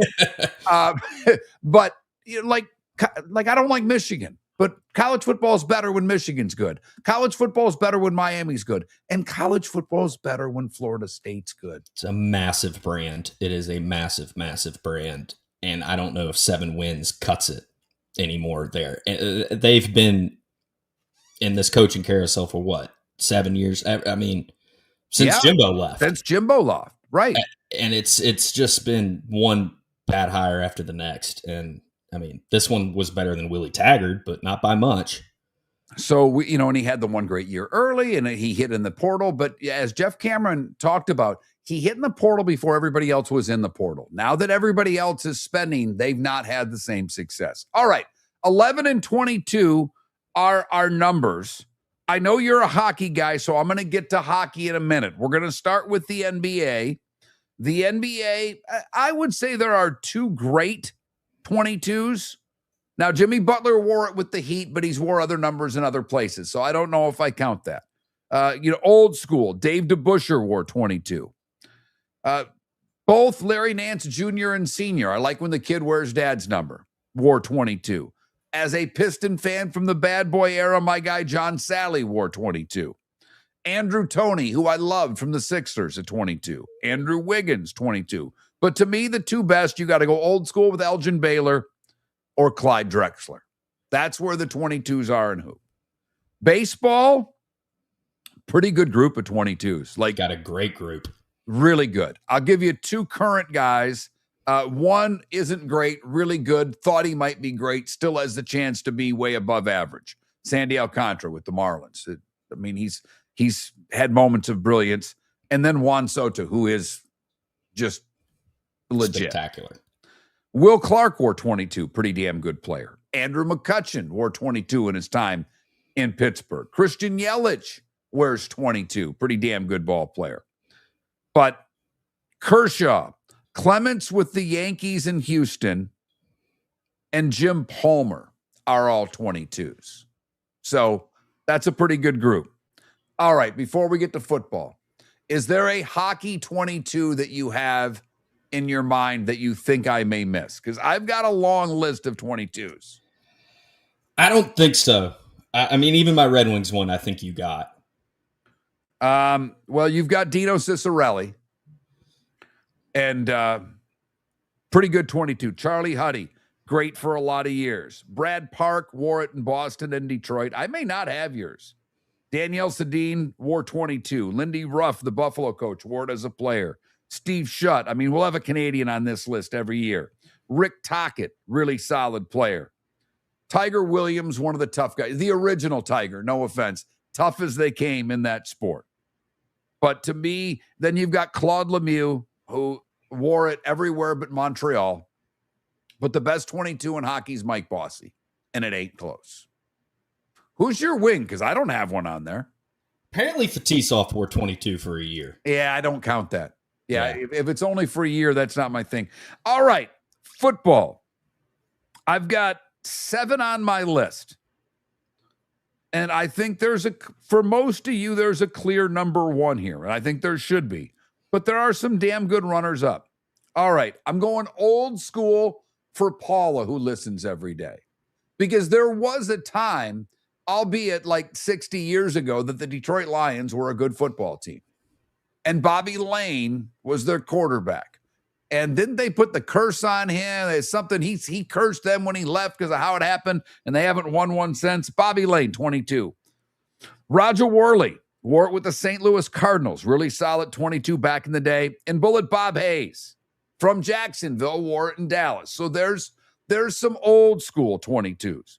Christian McCaffrey wore 22 when he played with Carolina. Matt Forte wore it with the Bears. Good player. Not a great player, but a good player. Yeah. Derrick Henry, pretty solid 22. But Emmett. Yep. I don't know how you go anywhere but Emmett. Yeah, and I honestly think of all the players on this list, I think Emmett's, if I were to rank them, I'd go Emmett, I'd go Mike Bossy 2, and it's tough, but I might go Jim Palmer 3. That might be my vote. Drexler 4, maybe Drexler 3. I would be close. But I mean, the baseball one, Kershaw's unbelievable. Palmer, Juan Soto, when it's all said and done, could be the top of that list. Clements, because he didn't wear it everywhere, I don't put him number 1. That's the only reason. Yeah. It was his New York and Houston number. He didn't wear it in Boston or Toronto. So I think some of his best years were obviously in Boston. So that's why I don't give it to Roger Clements. Jim Palmer was not a good pitcher. He was a great pitcher. Was he a good underwear model? I don't know. But we saw a lot of that growing up. But there's your 22s, 22 days away from the start of the National Football League season. Jake coming up with some pretty good questions. Yesterday, our poll question was about those quarterbacks that Jacob mentioned and which one has more pressure on him to start the season, Trevor Lawrence or Baker Mayfield. We had a pretty good vote. By the way, Trevor Lawrence ended up getting 57% of the vote.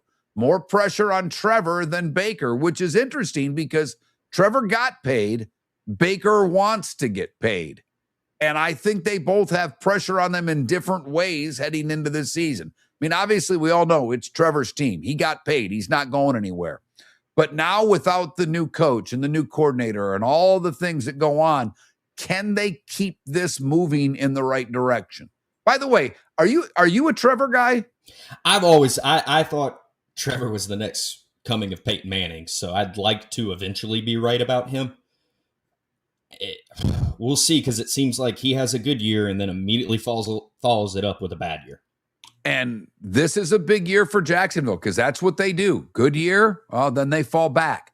Can they have back-to-back years? Can they sustain something with this quarterback, with this coach, that they're the team to go through in the AFC South, that it's not Houston, that it's not Indianapolis, that it becomes Jacksonville? We will see. Miller and Moulton, our poll question today, does Mike Norvell last the season? Yeah, it's a little snarky, but I don't know too many Knowles fans that are opposed to this. Miller and Moulton, Miller_Moulton on X, that Mark Miller on X to vote, or you can do it in the YouTube and Twitch chat room by just pressing a number. Jake, on the road for the final segment, Miller and Moulton, millerandmoulton.com. Your roof is your home's first line of defense. At Pelican Roofing of Florida, Ronnie John and their team bring years of experience to protect what matters most, your family and your business. From residential repairs to large-scale commercial roofing, we deliver honest work, fair pricing, and quality you can trust. An upgrade on your roof can lower your insurance costs. Don't wait for a leak to turn into a disaster. Call the experts at Pelican Roofing today. 1-866-9-PELICAN. That's 1-866-9-PELICAN. Online at pelicanroofingcompany.com. CCC 1332512. Floormeisters just doesn't sell Cortec and carpet. They also sell a lot of wood. And what better time than now to stop in and see the nice folks at Floormeisters for some new hardwood for your home. With white oak wood starting at $4.99 a square foot, that makes it affordable for everyone. With 10 colors to choose from, they have a color for everyone. So stop in. 6281 Naples Boulevard, right next to Costco, or go to the web. It's floormeisters.com. Floormeisters.com. Floormeisters, just keeping it real. Mark Miller for Sleep Treatment Direct. They are helping me with sleep apnea. And by helping me, I mean curing me. No more CPAP machine. No more snoring. No more tossing. No more waking up exhausted. Their expert team got me the right treatment, fast and hassle-free. If you want to feel energized and get rid of your snoring, call Sleep Treatment Direct today. 444-1741. That's 239-444-1741. Sleep Treatment Direct. Sleep safe and sound. The Cape Coral Police Department is growing, and they want you to be a part of it. They're hiring new officers. Starting pay is between $74,000 and $90,000, depending on your experience. And with a $10,000 hiring bonus, you could be making $100,000. Enjoy paid holidays, off-duty details, plenty of OT opportunities. They're also hiring dispatchers and professional staff. So go to capecops.com. Capecops.com. Be brave, be best, be Cape. This is Miller and Moulton. You can kill the camera if you want. Okay. Can you hear me? Yep, I can hear you. I would just kill the camera. There you go. He's born in Lansing. He lived in a little hick town. I thought he was closer to Grand Rapids, where he grew up, because that's where, when he plays like home shows, it's in Grand Rapids, Michigan. But yeah, it's it's a wild story because his parents were both meth heads. I mean, and then he moved out. You got to keep that phone still because when you're moving around, it's scratchy, just so you know. That was me switching headphones. Is it better now? Oh, yeah, it is. Okay. Okay. Also, Doug Flutie wore 22 in college. Oh, all right. I didn't want to interrupt you. No, I wasn't kidding, because he's got to get to work. His boss will not let him be 10 minutes late because his boss is a tyrant. Emperor Zhao. And if he's listening, I don't deny that. And Michael, you can call me anytime and challenge that. Because, by the way, you're on my terms now. I can say what I want here. And I've known you since you were a teenager. So, well, then there's that. Yep, they got the guy from Western Michigan, Sonny, and he won the MAC with Western, and Michigan State couldn't win the MAC this year.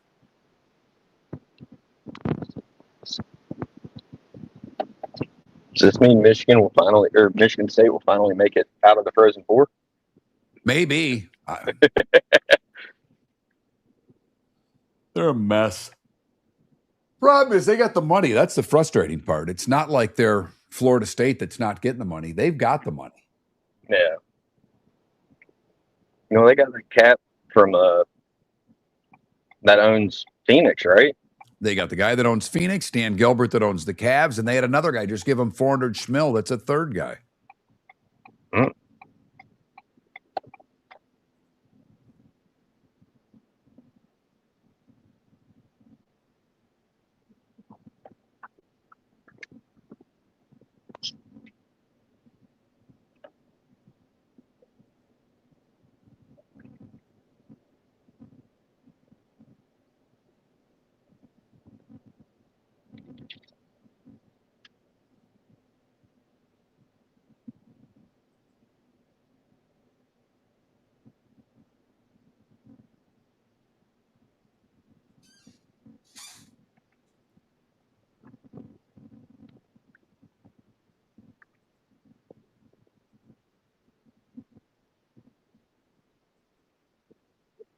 Should have gone through downtown. What was I thinking?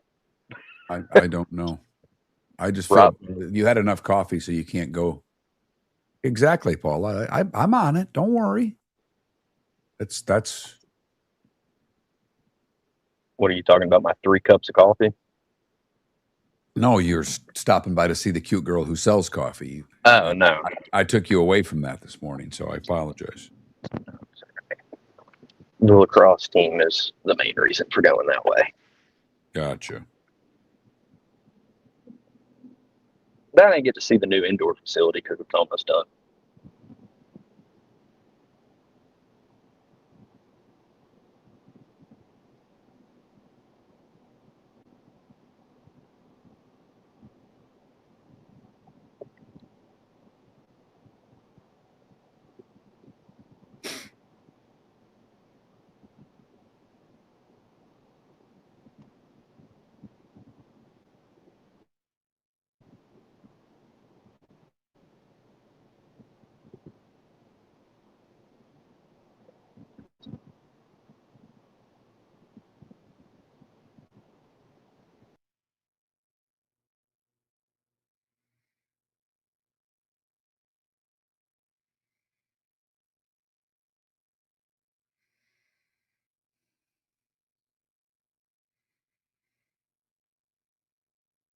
You there? Jake, are you there? I've lost you. Oh, there we go. You went off the stage. You there? Yeah, can you hear me? Yeah, you somehow went off stage. Here we go. Okay.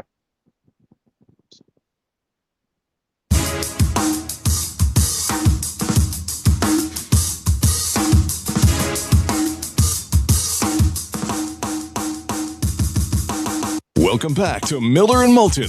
Text the guys what's in your mind at 21,000. That's 21000. Miller and Moulton, millerandmoulton.com. Thanks so much for joining us. Jake hanging around for one more segment, but doing it on the way to his real job. So that's why you're not getting a picture on YouTube or Twitch. You can always join the show. Twitch.tv/Miller and Moulton, YouTube.com/Miller and Moulton. You can interact in real time with the both of us through the chat room, and you can vote there or on X of our poll question. Will Mike Norvell last the season as Florida State's head coach? Right now, the no's are well in front. I think that's a lot of wishful thinking, but I don't think it's that impossible. It was one of the questions Jake brought up this morning when he looked at what the big questions from a Florida football standpoint, not the University of Florida, but the whole state. And what he pointed out is fair. Florida State, they have 2 cupcakes in their first 4 games. They open with New Mexico State. They finished the month of September with Central Arkansas. But they play SMU at home. They're not favored in that game.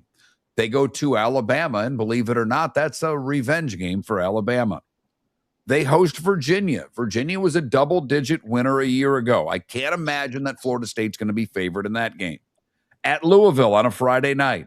Again, I don't see them being favored. And then at Florida State.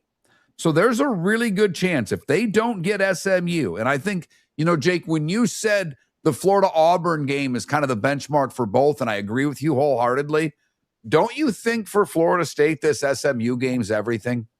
It's got to be must-win territory for them. That start of the schedule is rough. If they don't, I don't want to say if they can't beat SMU, they're done, but it sure seems that way. Well, and I'm because they're going to lose to Alabama 2 weeks later. And then all of a sudden hosting Virginia week 5. And I guess maybe it's the Virginia game because you're 2-2 and your season's teetering. If you beat Virginia, you can see a bowl game. And while Florida State fans not satisfied with a bowl game after what happened in Norvell last year going 5-7, that at least puts them in the right direction. But if, maybe I'm a bit premature. Maybe it's that Virginia game on October 3rd. They win that, they're 3-2. You can see winning at Boston College. You can see beating NC State at home. That's 5. You got to figure out to get a way to get one more and you're bowl eligible. But Jake, what you pointed out, I mean, at Louisville, at Miami, at Pitt, they play Florida at the end of the season, who I think's much improved. So if they happen to lose the Virginia game and then they go play Louisville on a Friday night, short week on the road before they play the Canes in Miami, I mean, they could be staring 2-5 at you before going to Clemson. Hell, I don't know if he sees the Clemson game, Jake. There's a good chance he's fired before Halloween. I mean, that's where I'd set the over-under at. But, I mean, and then you catch NC State on the back half of that, which a lot of people are high on. I have a hard time believing they're going to do anything but go 8-4. But I just don't see where the breaks are for him this year. We were talking a little bit before the show. I think the ACC, and maybe I'll be proven wrong, but I'm having a difficult time in the Big 12 looking at teams not named Texas Tech and BYU and seeing a lot there. I mean, the next ranked teams, if you will, in the forecast from Phil Steele. Utah, that's a new coach, new program. Kyle Whittingham did an amazing job there. Are they going to be anywhere close to what they were with him? I don't know. And they lost a decent amount of players in the portal. Houston's highly thought of in that conference, by the way. I worry. I mean, doing it in basketball is one thing. To be able to do it in football is quite another. And then Arizona, TCU, and then a 3-way tie he's got, or a 4-way tie at 7th with UCF, Kansas State, Arizona State, and West Virginia. When I look at the ACC, Miami is, to me, far better than Texas Tech with no Sorsby. Texas Tech spent the money. They're going to be good. BYU, I think, is a pretty good team. Is BYU better than SMU? Maybe, but I'll still take the 1 and 2 in the ACC. But then you've got Louisville. You and I have completely discounted Clemson. Hell, Dabo the other day said, we just got a bunch of bad players. So, and I think that was more of a Jimbo than it was a Dabo. So I apologize for that. That came off more like Jimbo than it did Dabo. But I mean, to look at the ACC and not even think about Clemson shows you how far that program's fallen. But there are those that think that Clemson's the 3rd best team in that conference. And, what if Dabo goes to the other Death Valley and beats LSU week 1? That changes everything now, doesn't it? That would start this season off with a firecracker if he could walk in there and beat LSU. I think that'd be a very funny result with all the money they just paid him to come there, Lane Kiffin. It would certainly help for Clemson to start off that way. All right. What do you think there's a better shot of? Louisville beating Ole Miss or Clemson beating LSU? Louisville beating Ole Miss. I'm kind of high on Louisville. And let's see what Ole Miss can do. And you not only are on the train, I think you're the conductor of the Virginia train to win or to play for the ACC title. It might be the table I'm beating on the hardest right now. I like this Virginia team. They return their quarterback. They, by all accounts, I mean, what did they win, 11 last year? Or 10? Yeah, they went 11-3 last year. Okay, so that's a pretty good team. So, it's possible. I don't, it is, but the ACC, I guess the point that I'm making about the ACC is that I think 2-6 in that conference, because Virginia Tech's going to be better. So you've got Virginia Tech, Clemson, SMU, Louisville, to a lesser extent, maybe NC State. I think maybe Pitt. Yeah. Right. I mean, I do think that the conference is a little better than it's getting credit for from top to bottom. Like, again, I'm not trying to compare it to the SEC. I'm not trying to compare it to the Big Ten. I'm not that unrealistic. But I do think that the conference is deeper, and Miami, their schedule, very manageable to win every game. But there are some, is it going to be like last year when there's a 4-loss team in the championship game? I don't think so. I think somebody will emerge out of that. But I think the ACC is a little better. By the way, a couple of 22s. One I wanted to get to, Mercury Morris with the Dolphins. Mercury, carried the torch better than anybody as far as the undefeated season and kind of beat it over our head for many a year. But a couple people texted in that's one that I missed. For the record, some of those week 1 games, Baylor and Auburn, this is a Big 12 SEC game. Auburn's a 7.5-point favorite in that game. So when you look at that weekend of Labor Day and try to see, there are a handful of games that are worth paying attention to besides Clemson and LSU. And that is definitely, that's the highlight of the weekend. But I do think it is what we may end up talking about, Jacob, in November when we're trying to figure out how many SEC teams or how many Big Ten teams, or does the ACC or Big 12 get multiple teams. I do think opening weekend and what the SEC does is the precursor for how we see the end of the year. I would agree with that. And to that statement, I'd like the ACC to get 2 over the Big 12 as in of right now. Well, and do they just get 1? I mean, do we end up with a group of 5, 1-1 Notre Dame, 4-4, or 5-3 for that matter? The one team, we talked about it last Tuesday, the one team that is going to be, I don't know if they're worthy of being talked about, and I don't think they've given us any reason to be talked about, but their schedule tells you that they could have a legit shot at a 10-2 year is Penn State. Their schedule's pathetic. And Penn State starts the season 18th in the country.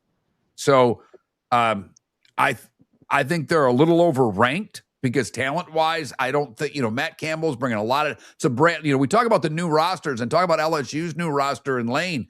Matt Campbell's bringing over an entirely new roster. Trying to figure out, Jake, which of the college teams that are not ranked, when they have the others receiving votes, who you think has the best shot of jumping into the top 25 when it's all said and done. And I lean towards Florida. Florida was like 27th, I want to say. And I think that's a school that when you look at this, when it's all said and done, I think the others receiving votes, I do look at the Gators as being a team to me that when it's done, if they do what I think they can do, they can end up in the top 20, top 25 when the year ends. Yeah, let's see how that offensive line plays and who wins the QB battle. But gosh, do they have talent everywhere else on the field? Right. Defense was good last year. Defense was great. Right. And you're right. There's no depth at the offensive line. I think the kid from Tech's going to be the starter at quarterback. When it's all said and done, at least to start, he knows the offense. They brought the OC from Georgia Tech in. So I think he's the starter, but they've got a good running game. They've got a couple of receivers that I like. So they might have the number 1 running back in the Southeastern Conference this year. Speaking of which, are your dogs going to be able to run the football?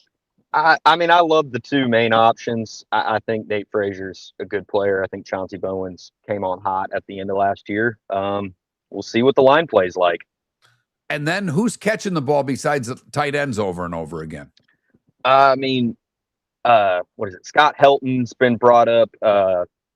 Tyron Taylor, I think is his name. Taylor's definitely his last name, has emerged so far in fall camp, but it's a big question mark.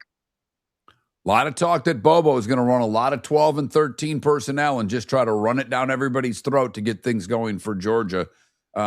You said it before. They're in a weird spot because they're a top 5 team. They didn't have any first place votes, but they're really young and yet experienced. That's an oxymoron, and I get what I'm saying. But as young as they are, for whatever reason, in the last year, they got a lot of snaps for these young players. So while being a young team, it's kind of weird the experience they have. Yeah, I mean, they're bringing a lot back. They got, I think, a sophomore and a junior playing the corner positions right now. They're young on the line, defensive line. They're going to have a freshman starting at guard. Yeah. But one of the things that didn't happen when you look at Georgia from last year, look at the draft the past 6 years and how many dogs were taken. Last year wasn't the case. Most everybody came back. They paid everybody to come back another year.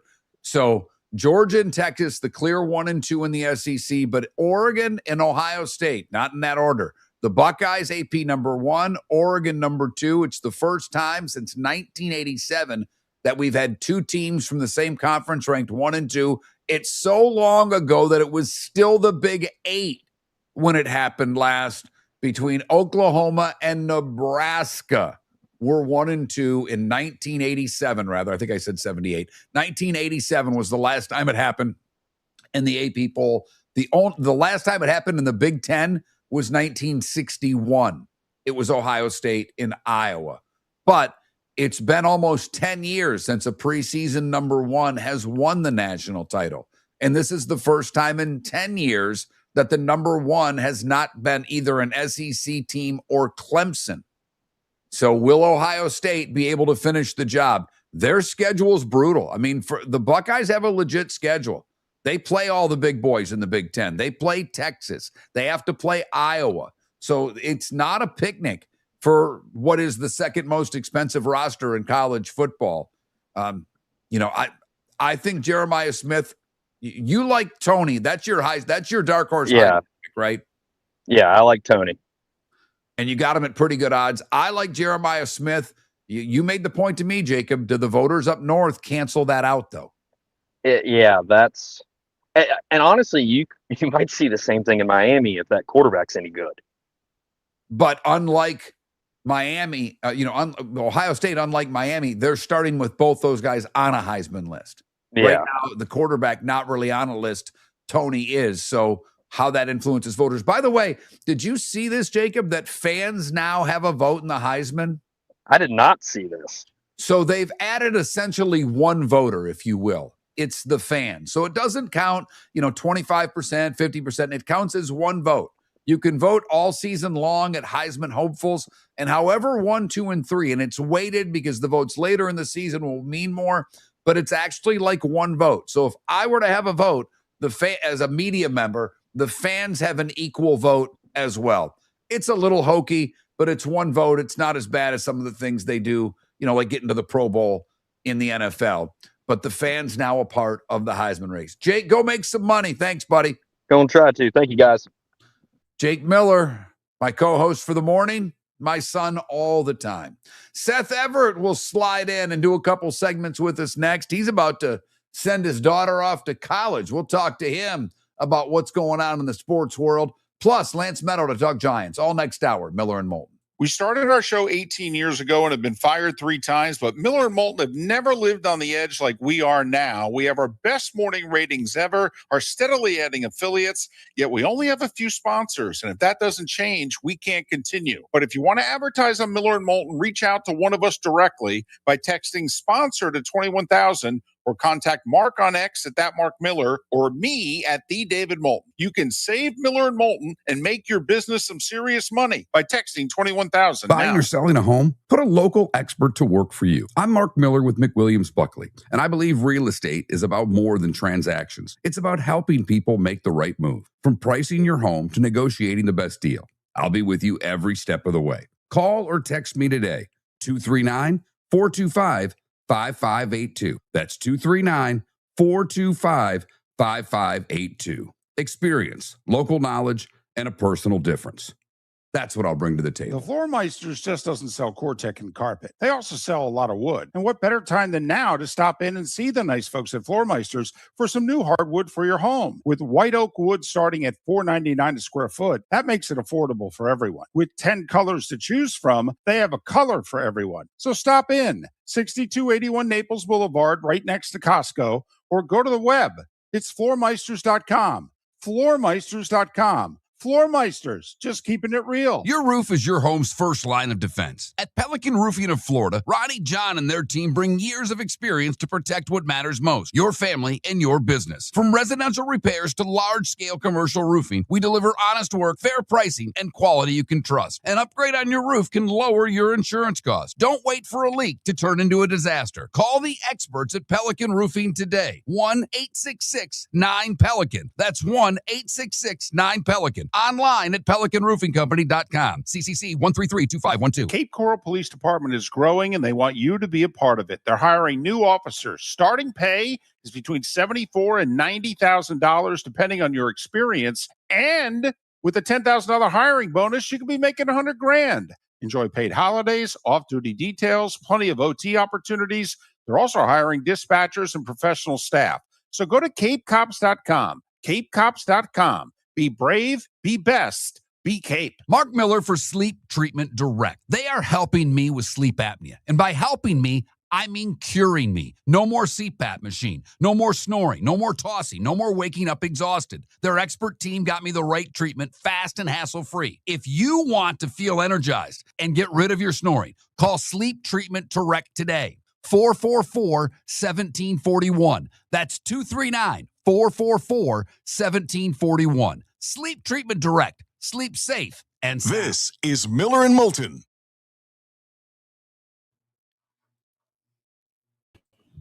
Look at that. How you doing, Tampa Dad? Hey, how are you? I'm good. How was the morning so far? So far, so good. Good.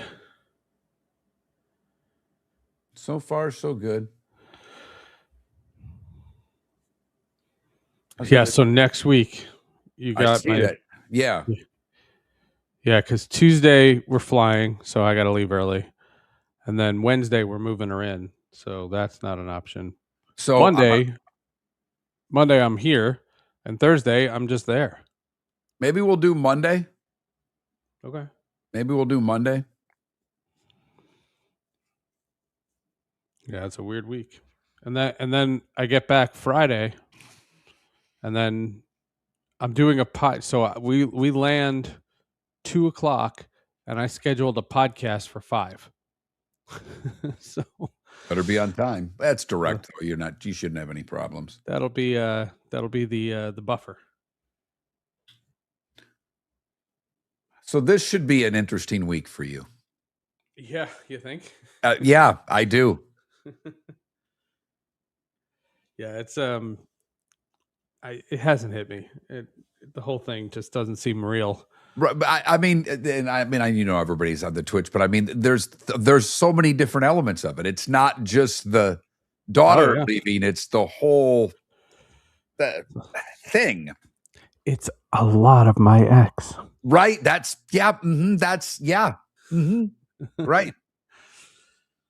Right. Yeah, we were making all kinds of plans just now. Because the kid thinks we need to get a bigger car, to rent a bigger car. And we were debating it. And I was like, what year is this?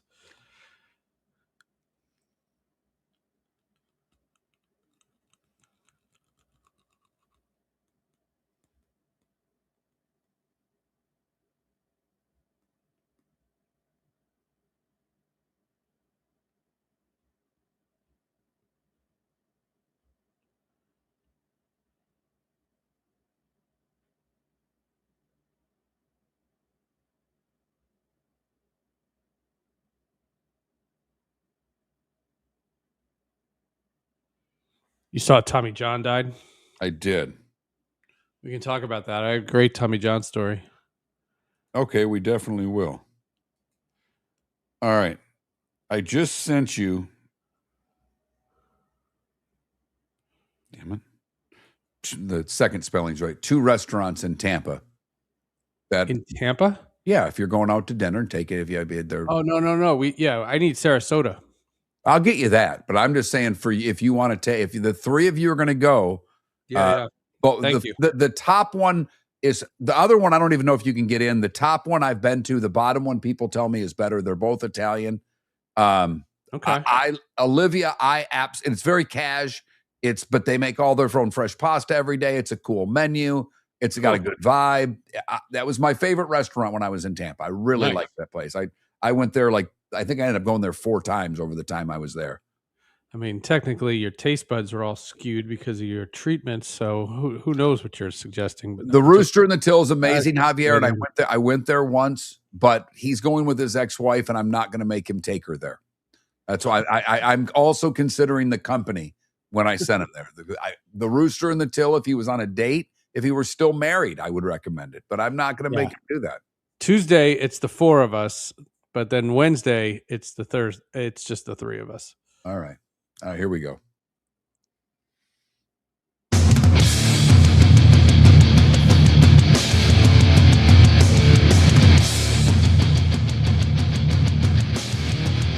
You're listening to Miller and Moulton, coming at you from the Floor Meister Studios. Floor Meisters, keeping it real. And now, here's Mark Miller. Miller and Moulton, millerandmoulton.com. Thanks for joining us. We'll talk Giants later on this morning. Lance Medow to join us in about 35 minutes. Great time. Lance Medow. Love Lance Medow. Okay. All right. I'll pass along those kind well wishes because he is going to talk some Giants with us as we continue to preview the NFC East this week as we're trying to roll our way through the divisions with 22 days until now and the start of the NFL season. But Seth Everett joins us, Sports with Friends, Hall of Justice, longtime friend of the Miller and Moulton Show. Good morning, Seth. How are you? Good morning.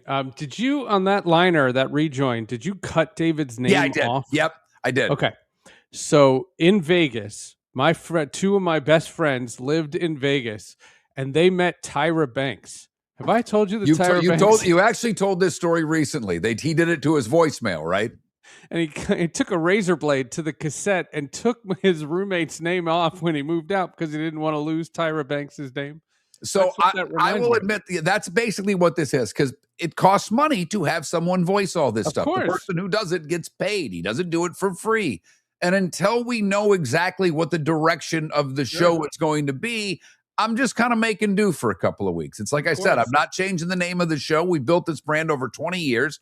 I'm not going to hastily just put some name on it for the sake of putting a name. But yes, you caught that. I'm guessing others did too. You can tell by the inflection of his voice that there's an and coming there, you son of... All right, I wasn't going to start here, but now you forced me. Next week, you are taking your daughter to college, and it's obviously a big moment for her, for you, the whole thing.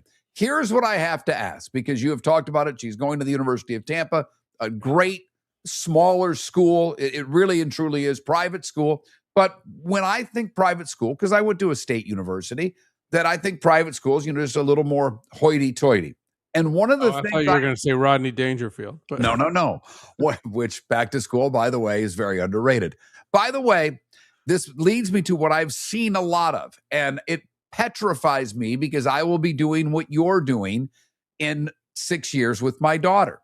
And one of the things that I've noticed, and it's not so much at the University of Tampa's of the world, but it's at a lot of SEC schools, that people are paying to hire interior decorators to decorate the dorm room for their daughters. Please tell me there are no interior decorators meeting you in Tampa to make her room proper. There are not, but I know one of the preeminent SEC decorators. I actually went to high school with this woman who does that. And we had this whole meeting after I got separated, and I was like, "Oh, maybe this is fate. I'll reconnect with an old high school friend." And she did. She told me that's what she did, and I couldn't do it. I couldn't. I can't look at their TikToks. I can't see it. the dorms, the decorating of the dorms. I can't. Like, I mean, Seth, for me, and I'm a little bit older than you, but for me, it was to go to the music store. I think I bought a Led Zeppelin poster, a Bob Marley poster, and I don't remember the other one, but it was 3 music posters on the wall, and we called it a day, right? Yeah. I mean, that was about it. Yeah. No, the conversation we had, I'll just use 2 words. Well, I think it's 2 words. It might be 1 word. Headboard in a dorm room. Yeah. What? I don't know. See, we built lofts back when I went to dorms. Like you wanted to have a headboard now. Well, that's I'm going to leave that alone. But, so good luck next week. But next week. You did text us over the weekend because Tommy John passed, and I talked about it yesterday because obviously it's such a fascinating career. I mean, 700 career starts. He had nearly 300 wins, which means he's that's my first. I know you know him, so it's hard to be discriminate towards someone that you knew and got along with very well. But Seth, I was astounded that the most he ever received was 31% of the vote. Like, not only is he not a Hall of Famer, he was never close. How? This is it's kind of your wheelhouse. This is when I know you didn't cover him, but you worked in the sport with him when he went into the broadcast world. So I am, and I wouldn't want to see him get in now. I mean, it would be great, but I hate the posthumous Hall of Fame. It's like, oh, we did it because he died. That's not fair, if for lack of a better word. I know, because you're thinking to yourself, this is what's making the writers look at those numbers, and the numbers don't lie. I mean, there's no secret about it. My cool story with Tommy John. So I was with the Mariners in 2000, and the Mariners played the Yankees in the ALCS, and I met the folks at Major League Baseball. And in like December of that year, I came to New York to interview for a chance to work for Major League Baseball. And the way it was proposed to me is that I would host the afternoon show with Tommy John. And I had to meet Tommy John. We had lunch together. We got, and then they wanted us to do in the spring, they wanted us to do trial shows. So we did all these trial shows. And then he had a health scare. And I at the time we weren't we were just getting to know each other, but we never knew what the health scare was. But all of a sudden he backed out at the last minute and we scrambled. And that's how I was introduced to Billy Sample, the former outfielder, played with the Texas Rangers, played with a little bit with Atlanta and the Yankees. And Billy and I became great friends. And we did that first year together. But that first year together was supposed to be Tommy John. So when Tommy John passed, I said, in an alternate universe, I host with Tommy John and my partner gets into the Hall of Fame. Like that's the alternate universe kind of the Back to the Future theory. What amazing guy, and could talk. Holy moly, he could talk. I mean, I wouldn't get a word in edgewise. It was great. Did that for 20 years with someone. Yeah. So it's, I'm awful. It's 22 days away from the start of the NFL season. I've been doing like the best 22s. I'm going to ask you this because it opens on a Wednesday. What's that? It opens on a Wednesday. I know. 3 weeks tomorrow. But let me ask you, I'm going to take Soto off because he's not there yet. Kershaw, Jim Palmer, Roger Clemens, the Yankees years, because he only wore 22 in New York and Houston. Who's the best 22 out of those three? Kershaw. Over Jim Palmer. Okay. Yeah. I mean, that's three pretty good pitchers. That's all. Yeah. I mean, it's kind of your wheelhouse. Will Clark was another 22, trying to go back to when you liked the game. Right. Gary Ward. See, this is where Seth will just come up with obscure ones just to throw me off my pace. All right. So did you keep in touch with Tommy? I mean, after this all happened, did you have any other connections? Did he ever do a Sports with Friends? I'm just curious. I never had him on Sports with Friends, but we kept in touch. We saw each other at a bunch of like winter meetings and such like that. He would be a guest on radio shows, but I never had him on, and that's a regret. There's all kinds of people. It's like this week, I reached out. I have Dan Issel, the NBA Hall of Famer, on Sports with Friends this week, because I saw a documentary that he was in, and I went, "Oh my God, I worked with Dan Issel. How do I not put this guy on my podcast? He's approaching 80." And that's kind of my thing. And I want to have Howie Rose on Sports with Friends. I want to have Chris Carino, the NBA play-by-play announcer who's been dealing with MS. All these great people that I haven't had on the show yet, and yet we're almost coming up on 600 episodes. So it's crazy. But yeah, I never had Tommy John on the show, and that's a regret. I can see why, and I'm not being smart. But Dan Issel, you talked about last week when we had John. And you were because we had just recorded it, right? I think you were taping it later in the day, if I'm not mistaken. Okay, that's right. We had you on Tuesday, 2 weeks in a row. You were doing it later in the day, right? And you had a Dan Issel story that you weren't sure he was going to remember. Did Dan Issel remember the story?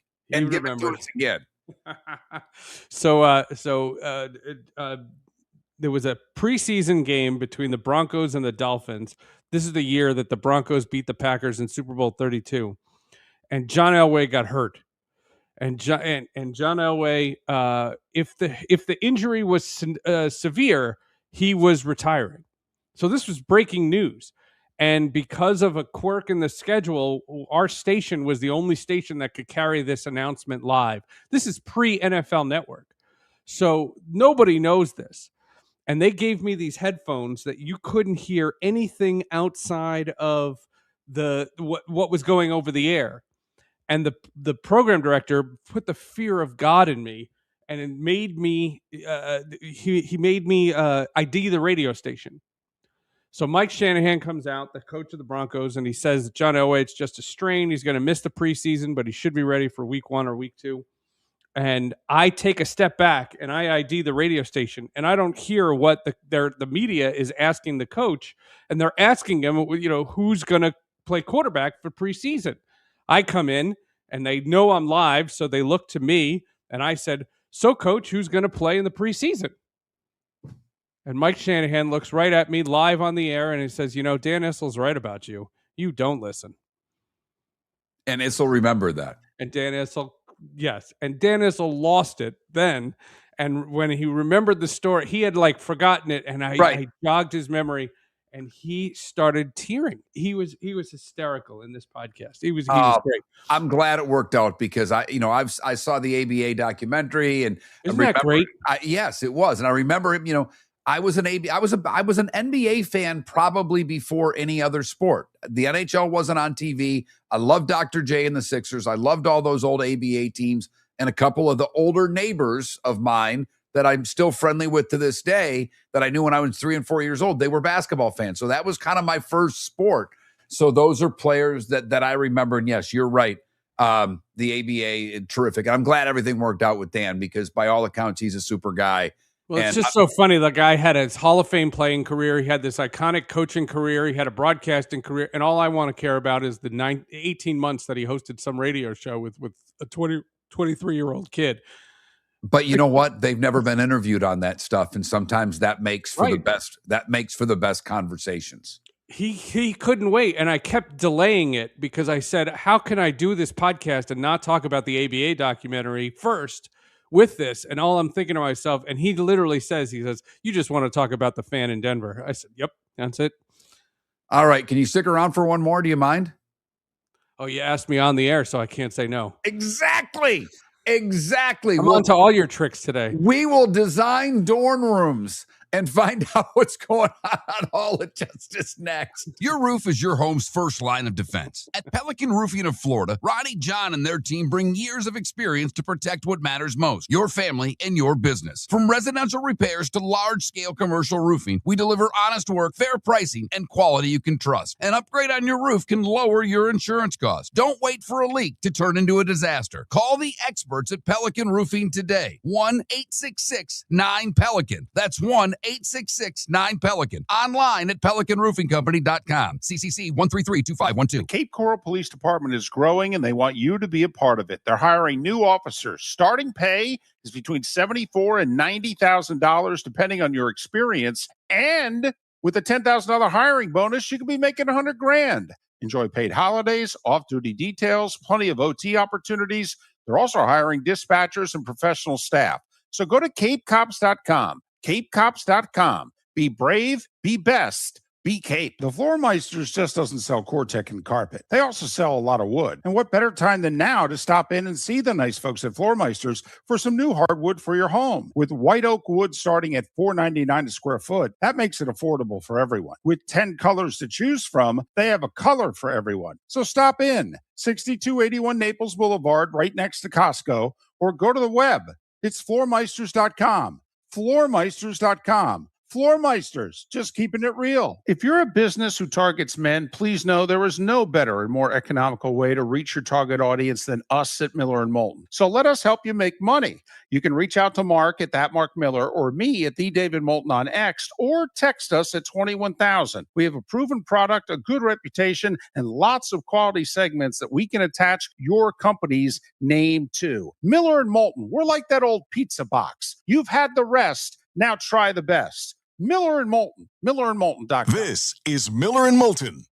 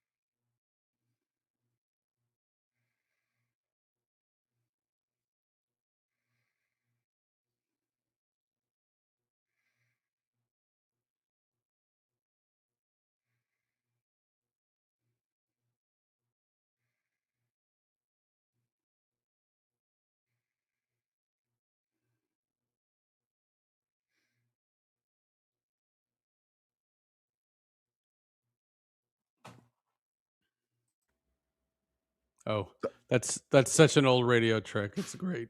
So I go down these holes, and Cassio and David and I have been sending them back and forth. Anytime we see old Rickles clips, yeah, I thought I'd seen every one there was on Carson.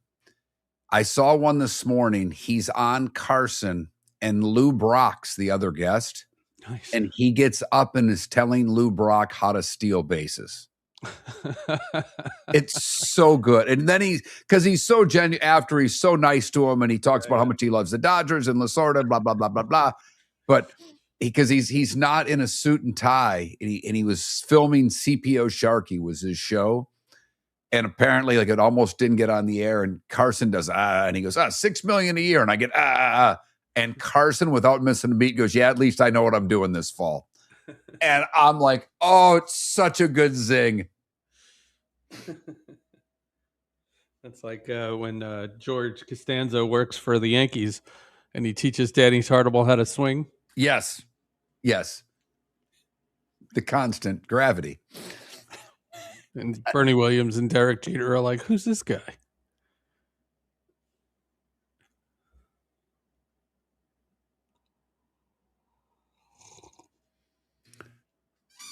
The clips on TikTok I get of Seinfeld, I stop, and it doesn't matter. It doesn't matter who. It doesn't I love matter TikTok what direction so much. And because I was thinking about the whole, because it was Mike Douglas. When I do Today Was a Day When, it was like Mike Douglas's, it would have been his birthday. And the only thing I think of when I see Mike Douglas is Kramer taking the set and doing the Mike Douglas show. Merv Griffin. Merv Griffin. Murph, yeah. No, was it Merv Griffin? Yeah.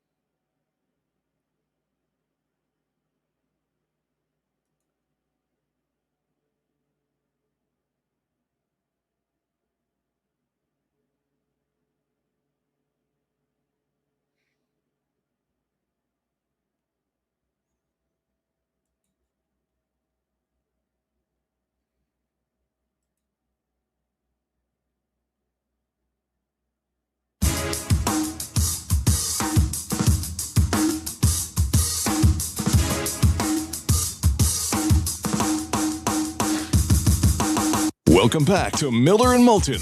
Text the guys what's in your mind at 21,000. That's 21000. Miller and Moulton, millerandmoulton.com. By the way, Seth Everett joining us for another segment. This one really just for Seth, but I'll let everybody in on it. Seth, that one I just took out the name because that one just had David's name, so I just cut that one out for the whole name. It sounds a lot smoother on that one than the top of the hour, but that one I just took out the whole damn name, okay? For those just joining us, Seth joined us at the top of the hour, and when you hear the top of the hour, it says, now, and here's Mark Miller, and you can tell there's an and coming. And I simply cut off David Moulton because he's not doing the show anymore. And before I spend money to get all new liners and rejoiners and all the things done, I got to figure out what the hell we're doing. Who's going to be the co-host? How's this going to work? And it's been going on now. I've had that on for 9 days. Or I guess 7 shows. Sorry. 7 shows. We've been doing that. And no one said a word. And Seth caught it today and busted me. So I give him credit for that. No.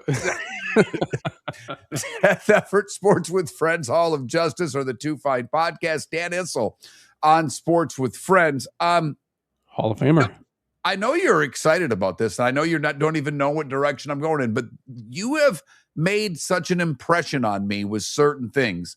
That as I'm preparing to do the show and I'm reading and I'm doing this and I'm on The Athletic, and all of a sudden I see an article of which I have no interest in The Athletic, but I read it anyhow.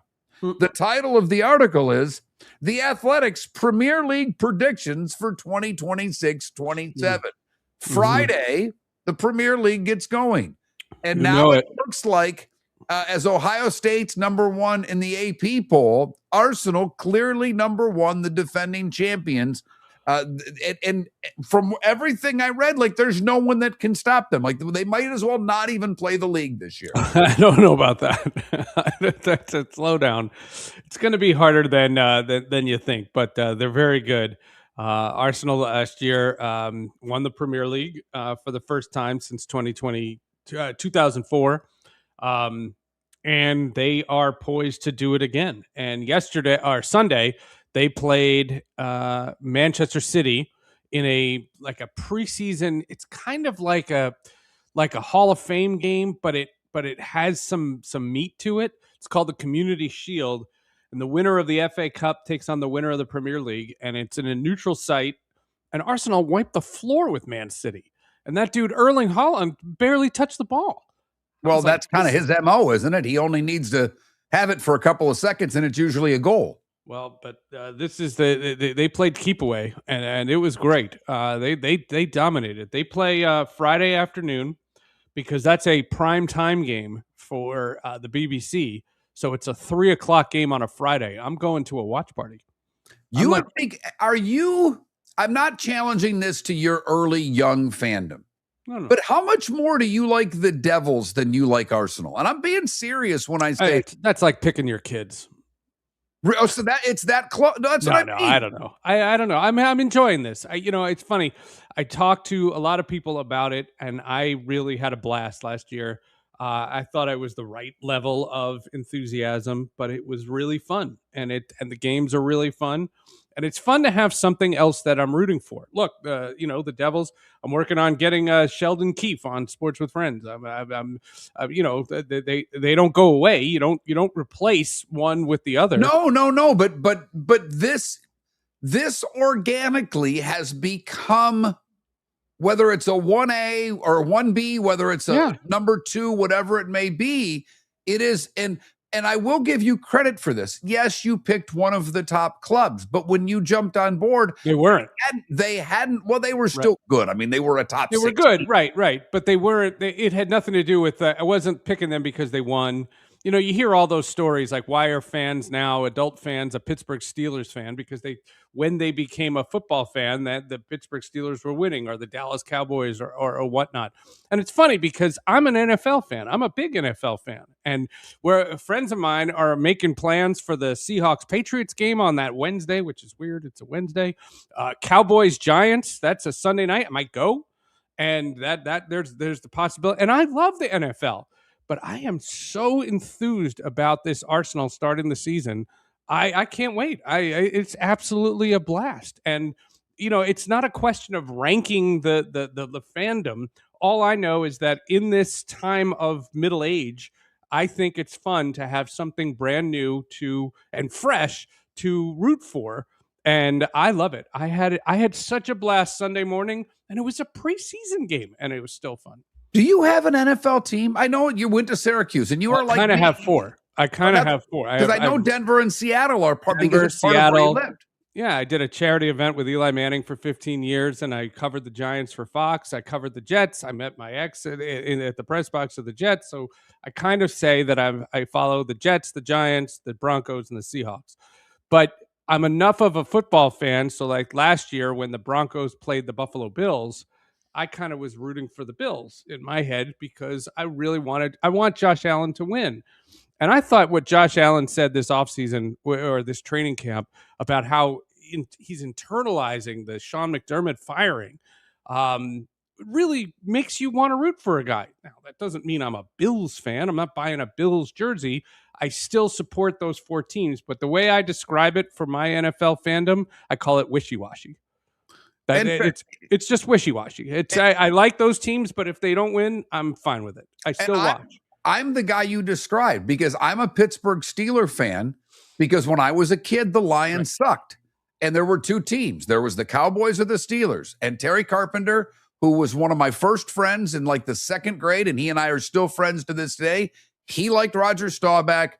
I like Terry Bradshaw, and that's where I turned out to marry a girl from Pittsburgh. So it came full circle. But I knew the Broncos and Seahawks thing, and that's something that was hard. And I'm impressed that you did it. And I know you worked in the markets and you have friends there, but I have so many friends of mine that have moved for life other than sports, and they moved to New Orleans, and they were Bengals fans. They moved to New Orleans and instantly became Saints fans because it was part of the culture. I never was able in the places I moved to just jump on board because now I'm living in Atlanta. I'm supposed to be a Falcons fan.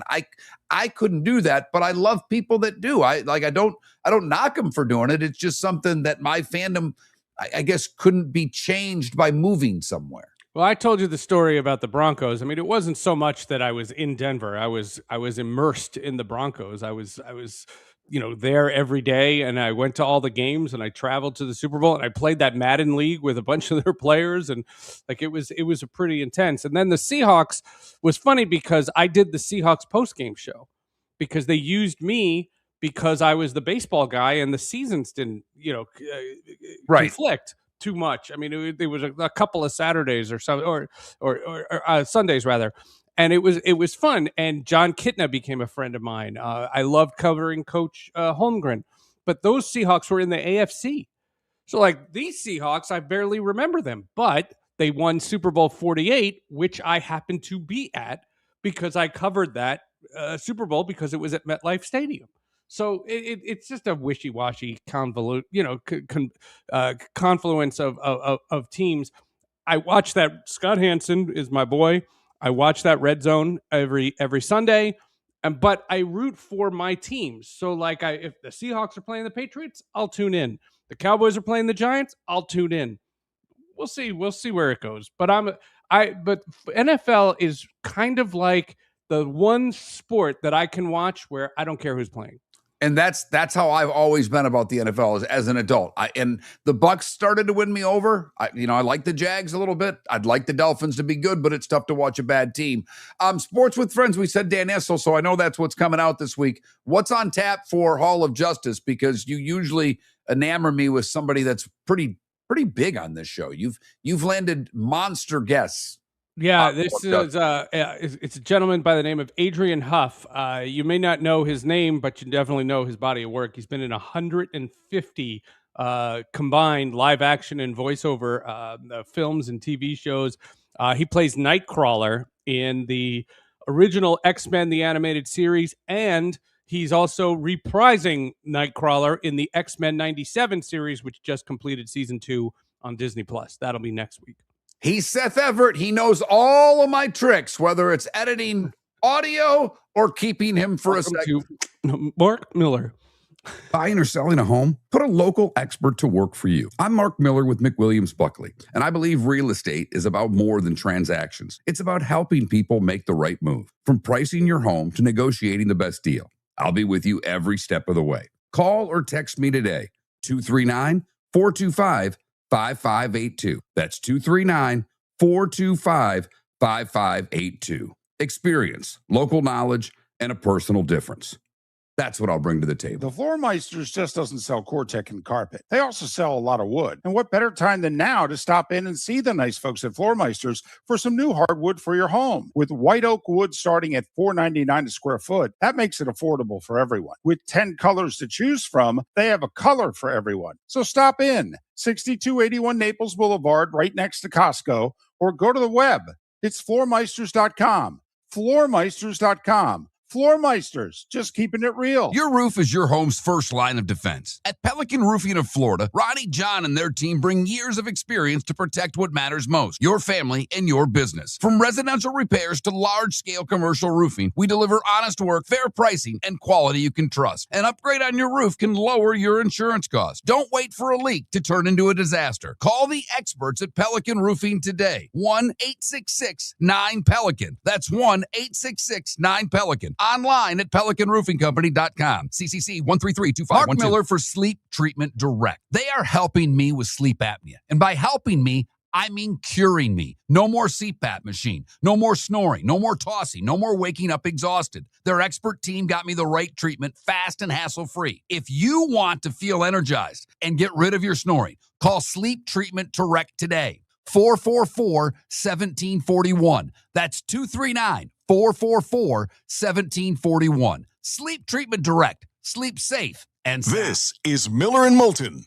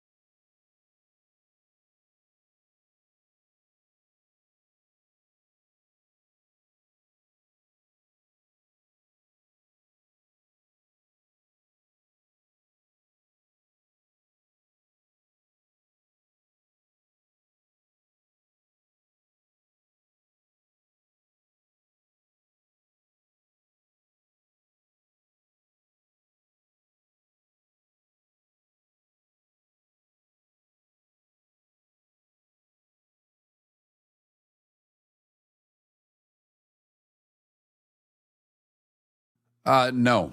Yes, I have, and no. Left Twix is the answer, unfortunately. And like I said, if I'm ever given the opportunity to share, I definitely will. But until I get that permission, I'm not going to be divulging what I've been told. I don't think that that's fair.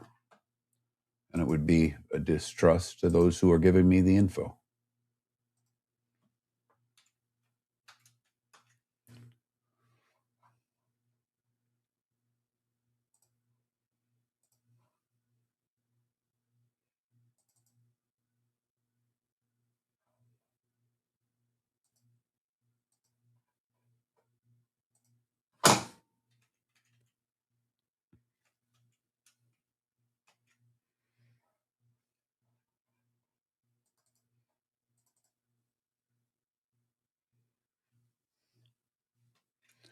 I will say, I mean, as far as the random cities, I get that because Seth's lived in a lot of places and he's got relationships with them. I've changed that way. Like, I mean, if you would have told younger me that I would root for the Colorado Avalanche, I would have been like, are you serious? And now the fact that I know the head coach, I root for the Colorado Avalanche because I know Jared Bednar. Are they my favorite team? Hell no. But if would I root for them over Tampa? That would be interesting because I have become partial to Tampa teams. Of all the teams in the state of Florida, I like the Tampa teams the best. No disrespect to Jacksonville, but I've now been here since 98. I've lived here longer than I've lived anywhere else, and it's not close.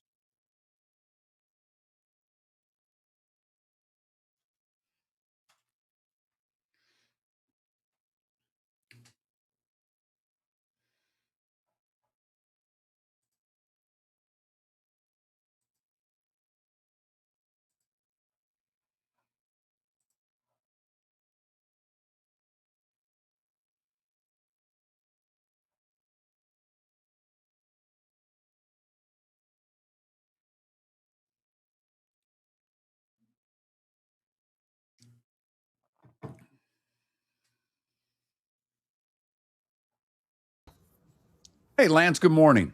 Good morning. How's everything? It's going well. Thanks for doing this. Really appreciate it.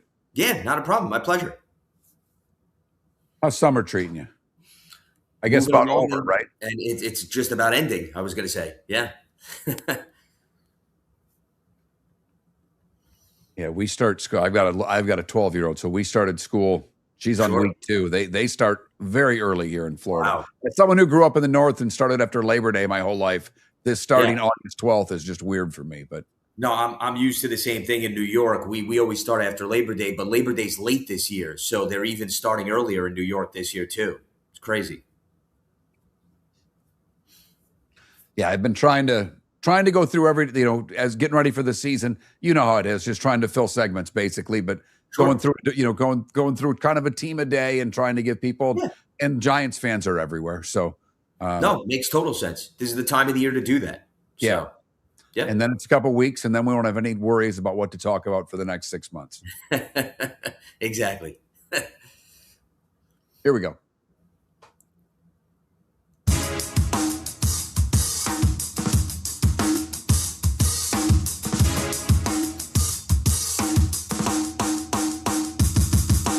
Welcome back to Miller and Moulton. Text the guys what's in your mind at 21,000. That's 21000.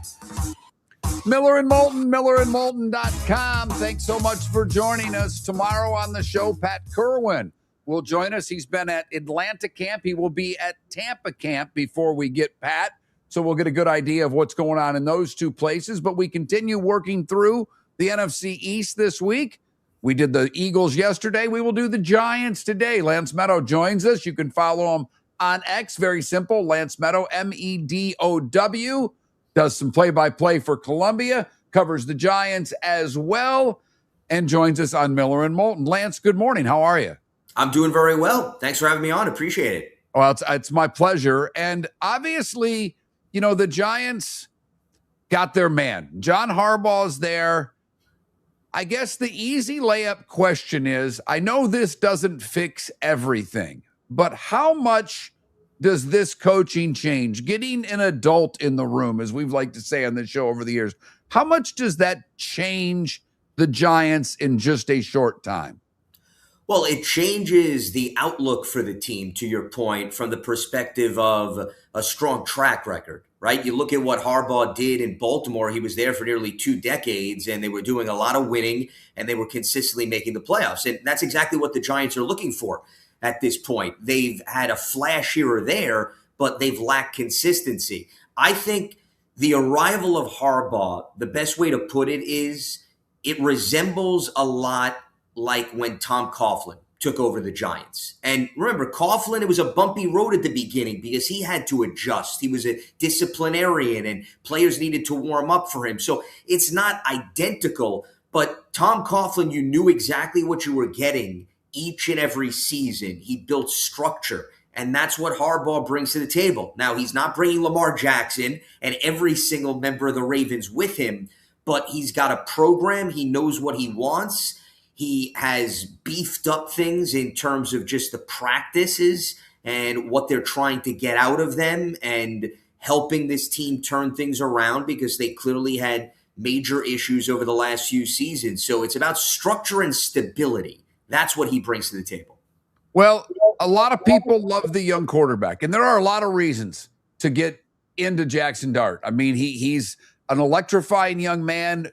At his best, it's really good. I don't know just how high the ceiling is, but isn't this year for Harbaugh to just, I don't know about raise the floor, but basically, isn't he the start of everything you just talked about? Consistency, that he's got to start that maybe with his quarterback and build from there? Absolutely. But I think Matt Nagy plays maybe even more of a prominent role, to your point, than Harbaugh. Not to say that Harbaugh is not going to put an imprint right on the offense, but he brought in Matt Nagy as his OC, and Nagy's going to call the plays, and it's really a conglomeration of Nagy's system. Remember, you've got Greg Roman on the coaching staff. He's been known for his run blocking schemes wherever he's gone, and he worked heavily with John's brother Jim when they were together with the Chargers and the San Francisco 49ers. You've got a lot of former NFL head coaches and offensive coordinators on this staff. So I think everybody is feeding into what they're going to run, but I think ultimately the onus falls on the play caller. I'm with you. It certainly starts with Jackson Dart. I think in terms of what they want out of the quarterback, clearly consistency. But remember, last season, he was a little ultra aggressive at times where he wanted to extend plays and he wouldn't slide, and that opened the door for hits. And we just saw in the first preseason game, they already sent him back to the blue tent. So it's also the mindset of Jackson Dart. How much is he going to mature and grow in terms of it's okay to throw the ball away? It's okay to give up a play if it means to live for another down. So it's the combination of how much has Dart grown in his approach to the game, as well as what Matt Nagy's going to bring to the table to maybe open things up a little bit with the playbook and for them to get some of those big explosive plays that they were lacking last season. Yeah, when the defense applauds in a practice because the quarterback slides, it tells you everything they need to know about what they need, how they need Jackson Dart to grow up. You're right. Extending plays isn't always the answer. Malik Neighbors, full participant in practice, full speed. That's got to be such good news. He was electrifying before he got injured. And I don't know if this team's a 6-win team, an 8-win team. I don't know how much that matters this year. But Scattaboo is a likable guy. Dart's a likable guy. Neighbors could be a star. I mean, it certainly helps, and the line's going to be everything, as you pointed out. But they've got some players in the skilled positions that can really do some things on this team. It certainly starts with Neighbors, and I think you were just scratching the surface of the fact that, in case the audience is not caught up on the ins and outs of what the Giants are doing at practice every day, he's making strides in terms of now taking part in some team drills. So that is promising that hopefully he could be in line to return week 1 after that serious knee injury stunted his ability to be on the field last season. Scattaboo had the gruesome ankle injury. He's already returned to the field. He took part in the last preseason game. So the trend is, all right, we add more weapons around Jackson Dart. this helps open things up on offense. But I actually think the X factor on that side of the ball this season is going to be the arrival of tight end Isaiah Likely. He's one of the players that Harbaugh brought with him over from Baltimore. As you know, he was behind Mark Andrews with the Ravens. Now he's going to be the guy. It reminds me a lot, Mark, when the Giants brought in Martellus Bennett. We're going back into the archives from the Dallas Cowboys. He was behind Jason Witten. He comes to the Giants, and all of a sudden, he became the man. Likely has an opportunity to maybe break out is not the most appropriate term because he's been in the NFL for several years, but he is going to be the safety valve and the insurance policy for Dart, and that could be the weapon that maybe is the key to the ignition for them to bring some things to the table that they didn't have at their disposal last season. Talking Giants with Lance Medow. You can follow him on X at Lance Medow, Medow. And I love your point about Likely. One of the other things, because we have Pat Kerwin, who works with NFL Radio on, and we've had him on weekly for years. He's been going around training camps. What he's been telling me is there is a lot more of 12 and 13 personnel loading the field with tight ends. What are you seeing out of Nagy with not just Likely? And you talked about the running game, and that helps any quarterback. So how much are you seeing with multiple tight end sets? Do you see that as something the Giants are going to implement this year? 100%, because they also have Theo Johnson on the roster. So he's a young up-and-coming player with a lot of length. They want to get him in Likely on the field, and they also want to utilize their tight ends as an extension of the offensive line, because we were talking earlier about Dart, and he has the talent and the skill set for them to dig deep into their bag of tricks. But let's not overlook the fact, what did Harbaugh do in Baltimore? He had a plethora of running backs. He had Derrick Henry his last few seasons. They pounded the rock, and they built that in conjunction with Lamar Jackson, right, who's a mobile quarterback.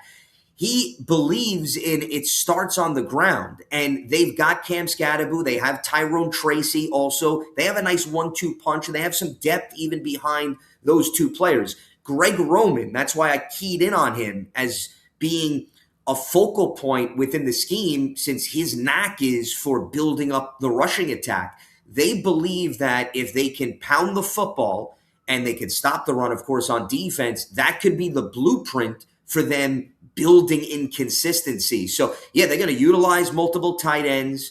They're going to lean on that offensive line, and they're going to hope that they can get into manageable downs so that Jackson Dart is not facing 3rd and 10s and 3rd and 11s, and he has to put on the cape and play hero ball because they won't survive. It happened at times last season and previously, and you look at Harbaugh's teams when he has had success, it's because they're up there in terms of running the football each and every contest. Well, and when you thought of Baltimore, yeah, Lamar Jackson's been a big part of it. But throughout Harbaugh's career in Baltimore, it was a team that I think a lot of years we thought defense before offense.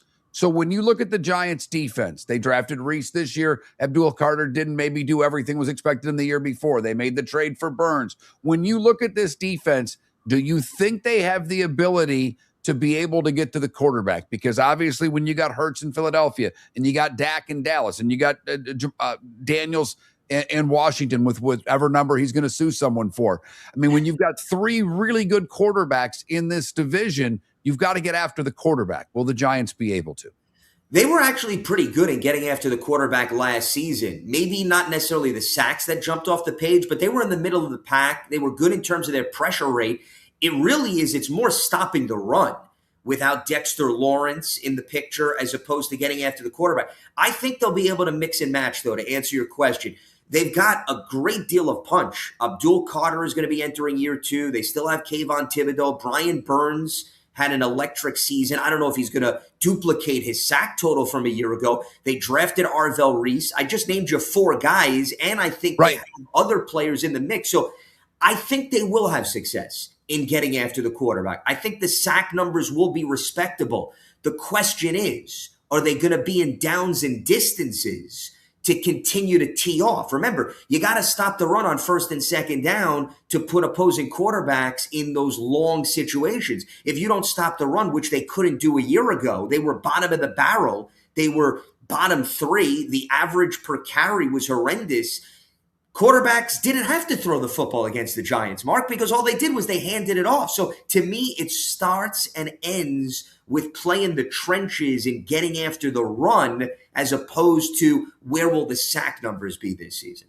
The schedule game gets me in trouble all the time, but they open with two very difficult games. The Cowboys at home, obviously we all know what Giants-Cowboys mean. Then they go to SoFi and play the Rams. But after that, Tennessee, Arizona at home, at Washington, New Orleans at home. I mean, that's 4 winnable football games.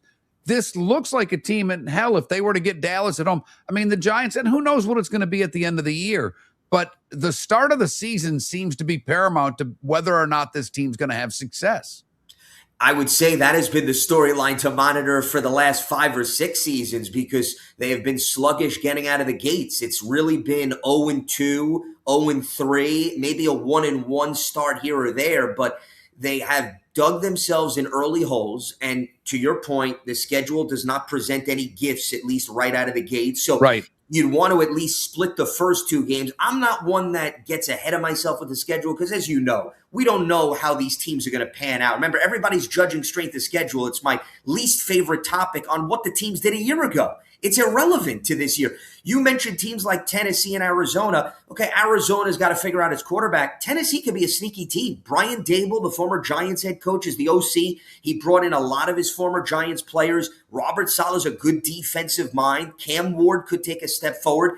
Titans could be a tough out. I mean, I've picked them as a sneaky one to maybe even win the division and compete for a while. Ooh, So, wow. yeah, absolutely. I've said that on my ESPN radio shows, and we've seen the Jaguars turn things around quickly in Houston. So that division is wide open. I'm not trying to get off on a tangent on the AFC South. No. I know where you're coming from because every year we're going to have 5 new playoff teams. Where are they going to come from? And you've got to find them. And you're being at least forward thinking in that there's usually a double-digit team that comes out of nowhere. I mean, look, I don't think the Giants are a playoff team. I don't think Washington's a playoff team. I don't think Arizona's a playoff team. Outside of that, in the NFC, I could make a case for every other team in that conference making the playoffs this year. So you're right. The schedule game's very dangerous until we know what we're getting at. But the Giants, I think a new attitude, a new coach. You talked about their coaching staff, and that seems to be something that, we don't pay enough attention to because it's not just the adult leading the room.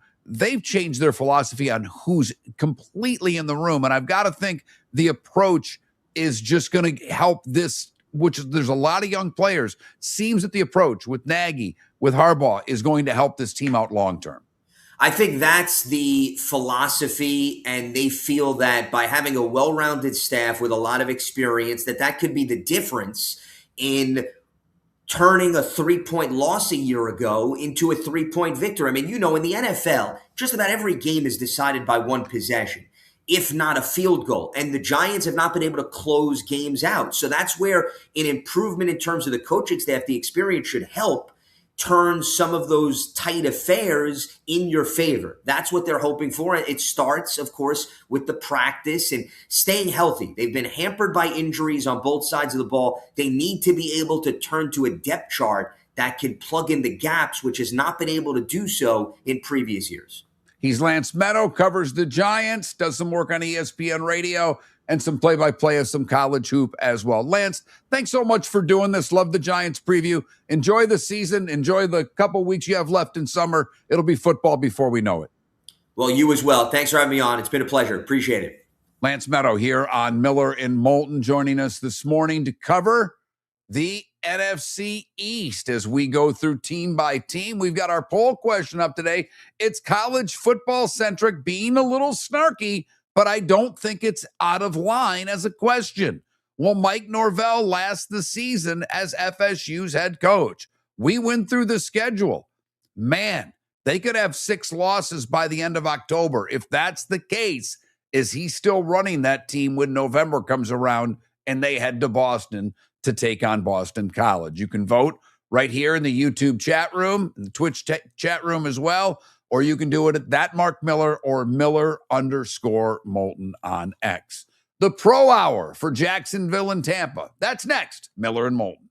If you're a business who targets men, please know there is no better and more economical way to reach your target audience than us at Miller and Moulton. So let us help you make money. You can reach out to Mark at that Mark Miller or me at the David Moulton on X, or text us at 21,000. We have a proven product, a good reputation, and lots of quality segments that we can attach your company's name to. Miller and Moulton, we're like that old pizza box. You've had the rest. Now try the best. Miller and Moulton, millerandmoulton.com. Your roof is your home's first line of defense. At Pelican Roofing of Florida, Ronnie John and their team bring years of experience to protect what matters most, your family and your business. From residential repairs to large-scale commercial roofing, we deliver honest work, fair pricing, and quality you can trust. An upgrade on your roof can lower your insurance costs. Don't wait for a leak to turn into a disaster. Call the experts at Pelican Roofing today. 1-866-9-PELICAN. That's 1-866-9-PELICAN. Online at PelicanRoofingCompany.com. CCC 1332512. The Floormeisters just doesn't sell Cortec and carpet. They also sell a lot of wood. And what better time than now to stop in and see the nice folks at Floormeisters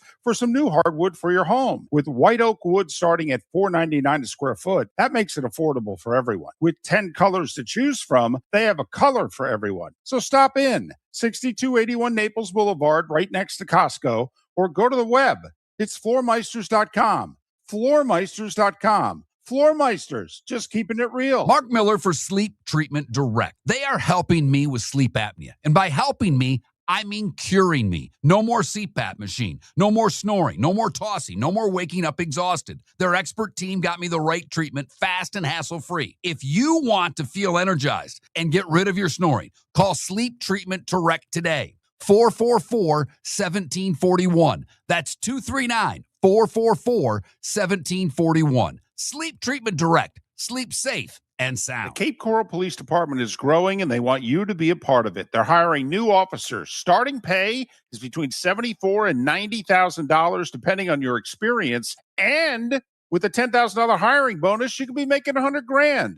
Enjoy paid holidays, off-duty details, plenty of OT opportunities. They're also hiring dispatchers and professional staff.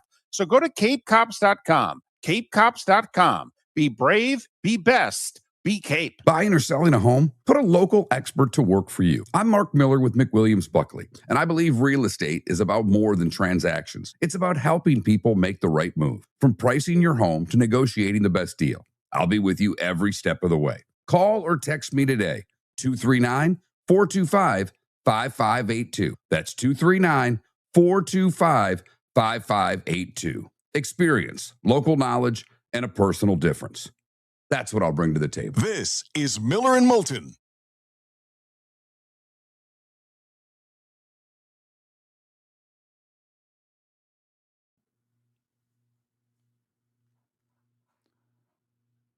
You know, Happy, I can help you with the guy that can, maybe help you get a contract together.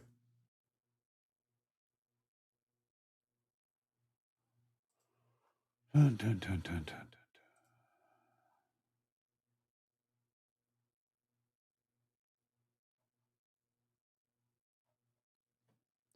Are you cheating the elderly or are you cheating the family that's getting it? I mean, either way, you're cheating, but who are you cheating?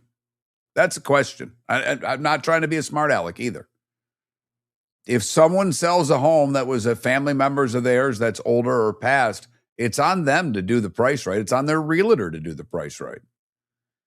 You know, that's where people just want to get rid of crap. It's amazing how often that happens down here.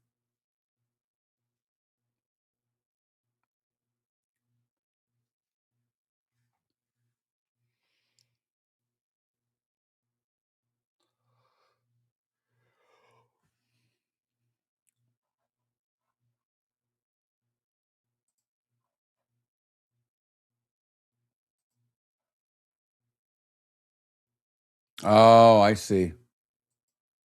Gotcha.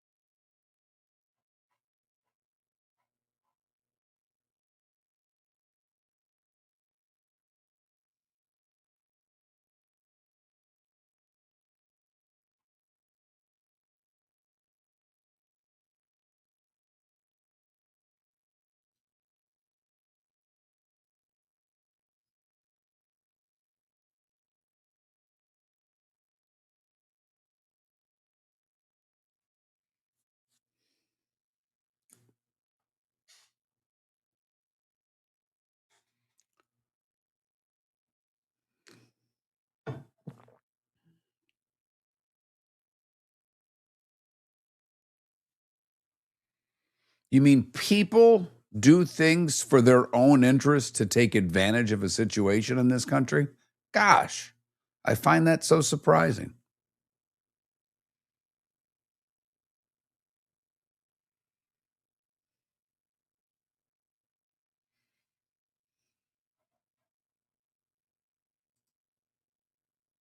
Fired up, getting ready to go vote. I love voting.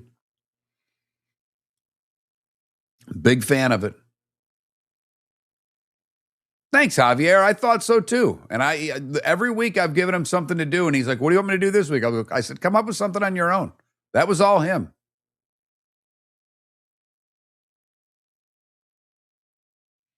That was all him. I need my other guy to start doing more of that.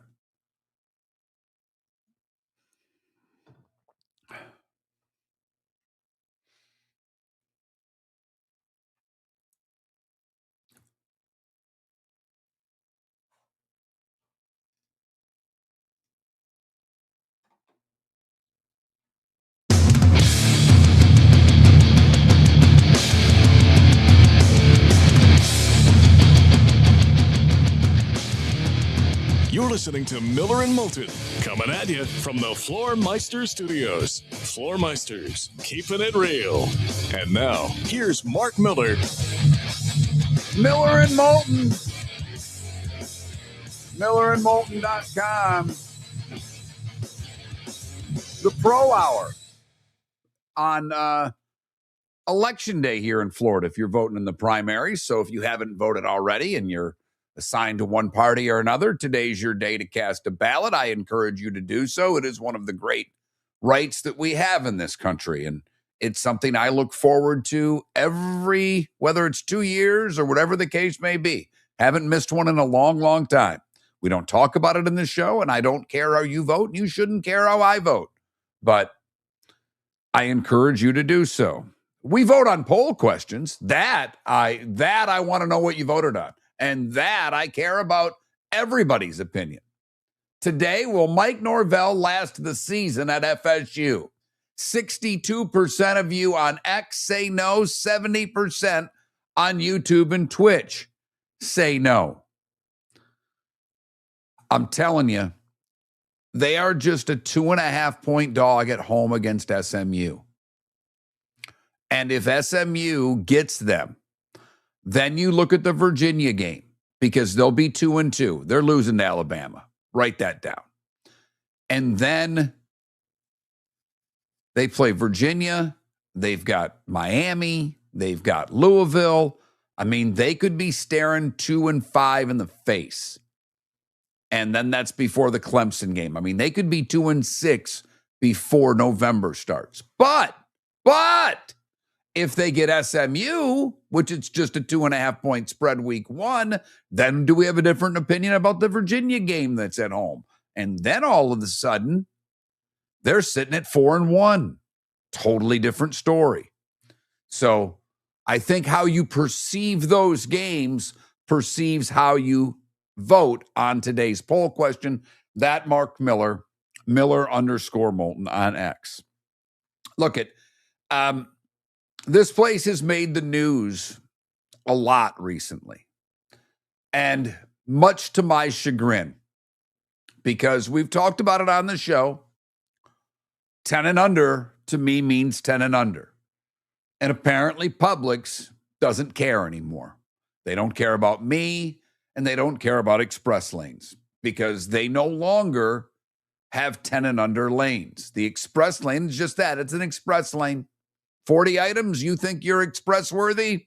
You know, this is like a lane trying to determine who is sponge worthy. Now we just find out if you're express worthy. But the one thing that Publix has over any grocery store, maybe in America, find me a grocery store with a better sub than Publix. I mean, the Pub sub is legendary, and it really doesn't matter what you get. Yeah, I know you can go to a deli, and you can go certain cities. Like, I'll put Zingerman's Deli up against any New York City deli. Zingerman's is amazing in Ann Arbor, Michigan. It's the best thing about the whole city. But Publix is the pub sub. And we all know it. Well, Publix has moved up into Georgia. In fact, they're even in North Carolina, but apparently the Carolina Panthers didn't get one. They have announced that they have football-themed pub subs this year. The Dolphins, the Bucks, the Jags, and the Falcons all have their own sub. Now, I could have put this as a poll question today, but I just want you to hear me out of what you think the pub sub could be. And we'll start with the Dolphin sub. Crispy chicken tenders, kind of the thing there. I know the people like the buffalo, but they do this one with sweet sriracha sauce topped with boar's head, Colby, pepper jack. All right, sounds like a decent sub. I'm not a big fan of the chicken tender sub, personally. Not my thing. I don't need fried food on a sub. I'm more of, the traditional Italian guy if I'm going to do a sub. But these all are chicken tender subs. The Tampa Bay Bucks pub sub. Chicken tenders with bacon and cheddar, topped off with a spicy gold sauce. The Jags pub sub. This goes a little more southern, since Jacksonville's basically South Georgia. They throw some slaw on it. Chicken tenders with slaw, bacon, and cheddar, and a barbecue mayo. All right, I mean I'm not a huge coleslaw fan personally, but I'm not against coleslaw. And then finally, the Falcons. Crispy chicken tenders with sweet maple seasoning and bacon with peach preserves and sriracha mayo. Now, I do like a peach. I'm a fan of a cobbler, but I don't know about peaches on my sub. So I would rank the Falcon sub at the bottom.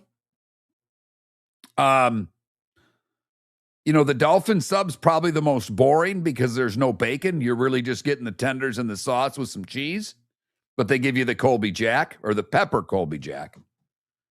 So those are your football-themed pub subs. If you were to have fun with the teams, wouldn't the Falcon sub come with maybe a broken chicken leg tender, since we know that not one but both quarterbacks will get hurt before the season's over? Shouldn't the Jacksonville sub start strong and, finish maybe a little soggy? Or is that the Tampa Bay sub? And the Dolphin sub, shouldn't that just be 2 pieces of bread and really nothing on the inside? I don't know. Maybe that's just me taking a shot at some of the teams. But yes, Publix doing their subs. And as Tim says, Tampa should be a Cuban. I got to tell you, Tim, if Tampa gets the Cuban, aren't you starting a Cuban? I mean, because you want to get people upset. Talk to a Miami person and tell them that the Tampa Cuban subs or the Tampa Cuban's better. Those are fighting words. That, Miami and Tampa, for being in state, I don't really see a rivalry. And I will say the closest thing to it, like the Dolphins and Bucks aren't rivals. Obviously, they're in different conferences. Neither's really been good at the same time. But the hockey teams have created a little bit of a rivalry with the Panthers and the Lightning. But the true rivalry, in fact, in my opinion, the only rivalry between Tampa and Miami is who does a Cuban sandwich better, because they're different.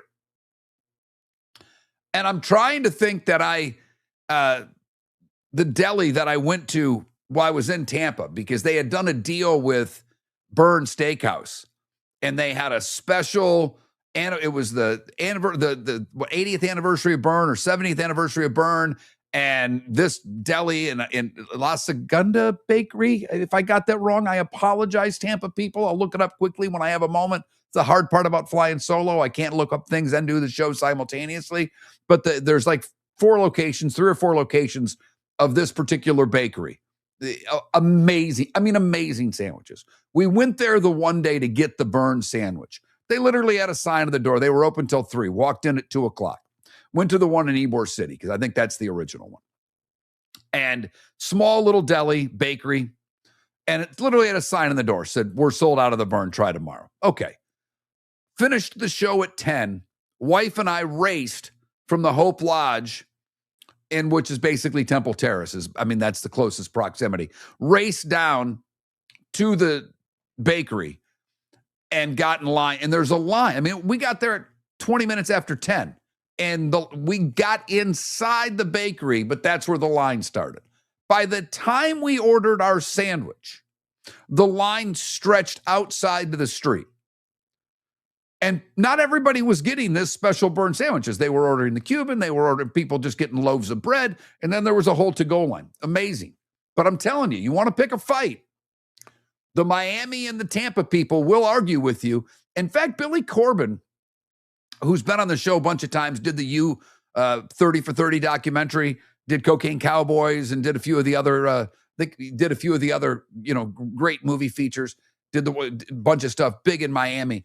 He has a shirt that basically has the ingredients of a Miami version of a Cuban, and they're a little bit different. So I think that's, to me, help me out, Tampa people, 21,000s, Pelican Roofing of Florida text line. Is there a bigger rivalry between Tampa and Miami? What's a bigger rivalry? Who makes the better Cuban, or Panthers and Lightning? Like, really? I think that's a fair argument. So there we go. A little pub sub, little food talk, little Tampa, Miami, because obviously it's not the Marlins and the Rays, for crying out loud. I don't even know if the Marlins have a rival. I mean, at least with the Rays fans, there's a Yankees thing because they have spring training there. Yeah, there's kind of a Red Sox thing because they used to show up and outnumber the Rays fans. But I think the Cuban sandwich rivalry is bigger than the hockey rivalry. I do. Miller and Moulton, millerandmoulton.com. Pat Kerwin on the show tomorrow. David Behrman on the show tomorrow to talk some gambling. Still trying to line up a Washington Commanders guest. I've almost said the wrong nickname for the Washington football team 3 times today. In fact, when I typed our old producer to get some ideas for guests, I actually used the wrong word when I text the potential guests. And I don't think either of them would have minded because they both played for the Washington Redskins, the people we're trying to get. We'll see what comes to fruition for tomorrow. Cowboys more than likely on Thursday. We'll see how this works out over the course of the next few hours as we try to line up tomorrow's show. But Pat Kerwin and David Behrman on the show for sure tomorrow. We'll go from there. Florida State poll question. Does Mike Norvell last the season at Florida State? More of you saying no than yes right now. I'm with you. I voted no for the record. I think they get off to a bad start. I think SMU gets them. And I think largely Florida State fan won't say it out loud, but they're quietly rooting for it. They want Norvell out. They want the athletic director out. They need the money to start flowing back into Tallahassee. And from what I'm hearing, those with money that support the program are not giving this guy money. And if he's 7-5 and they keep him and continue to not get money, then that means a new athletic director and a new football coach.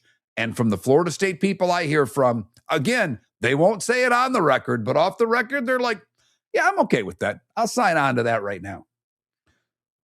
Top 25 poll out. Florida didn't make it. Florida State obviously didn't make it. Kane 7th. Is that about right? I think it is. I do think the offensive line and defensive line is where the story will be said for the Canes this year. Miller and Moulton. If you're a business who targets men, please know there is no better and more economical way to reach your target audience than us at Miller & Moulton. So let us help you make money. You can reach out to Mark at that Mark Miller or me at the David Moulton on X or text us at 21,000. We have a proven product, a good reputation, and lots of quality segments that we can attach your company's name to. Miller & Moulton, we're like that old pizza box. You've had the rest. Now try the best. Miller and Moulton, millerandmoulton.com. The Floormeisters just doesn't sell Cortec and carpet. They also sell a lot of wood. And what better time than now to stop in and see the nice folks at Floormeisters for some new hardwood for your home. With white oak wood starting at $4.99 a square foot, that makes it affordable for everyone. With 10 colors to choose from, they have a color for everyone. So stop in, 6281 Naples Boulevard, right next to Costco, or go to the web. It's floormeisters.com.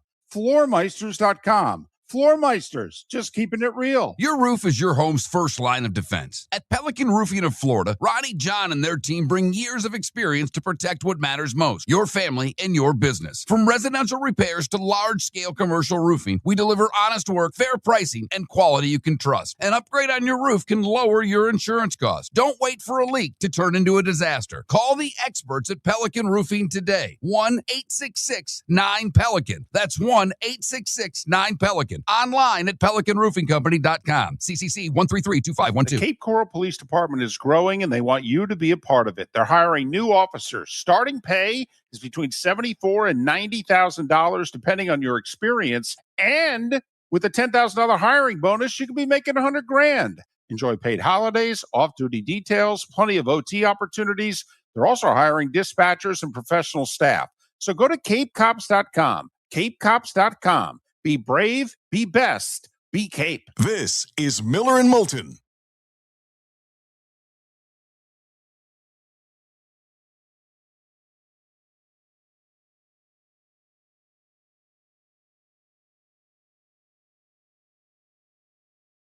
Jules, when we come back, I will explain. I'm not doing it during the break. I got to get through another, I got a 10-minute segment, and then I get to the junk at the end.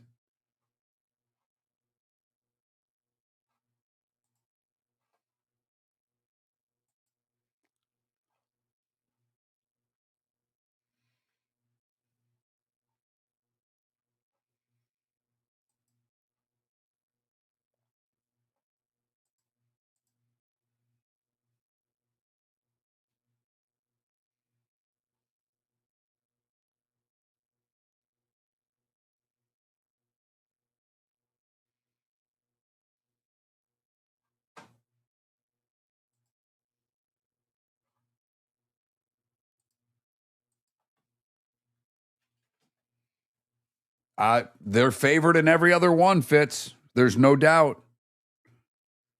I mean, I don't even know what's tricky on their schedule other than that. Like, at Clemson is, come on now. It's at Clemson. I don't think that's an easy game. Vatech at home on a Friday. If it was at Vatech, I would challenge that more.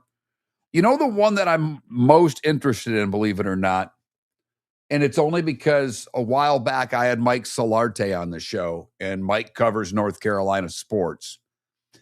When I asked him about the ACC, he said, don't discount Wake Forest. And they play at Wake on a Friday. Look it, Miami's going to be favored, Fitz. I'm not at all arguing what you're saying. But don't we have to see the Canes win all the games they're supposed to before we trust them? I mean, it used to be Clemsoning. Is there any team that loses games that they should win more than the Miami Hurricanes right now?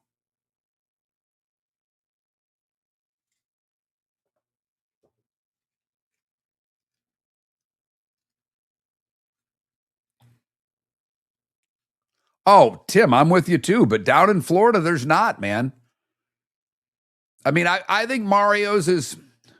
I'll go Mario's over Publix, and I would go every time to Mario's.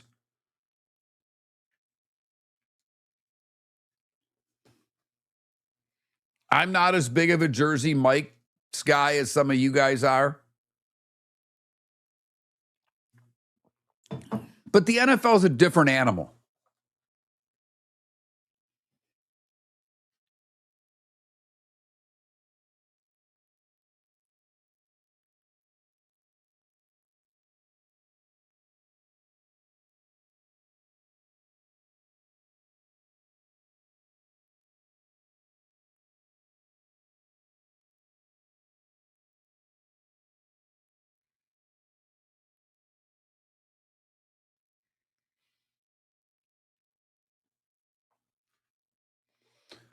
And I mean, when you're talking about the NFL, come on, no, it's not like they're losing a game when they're 15-point favorites. They're not losing to the Jets typically. I mean, I'm talking about games that you're big favorites in, at least a touchdown plus. That's not the NFL, and it is still the NFL. You cannot, from that standpoint, to me, you can't compare Saturdays to Sundays. Because, hell, the Patriots lost to the Raiders last year. I mean,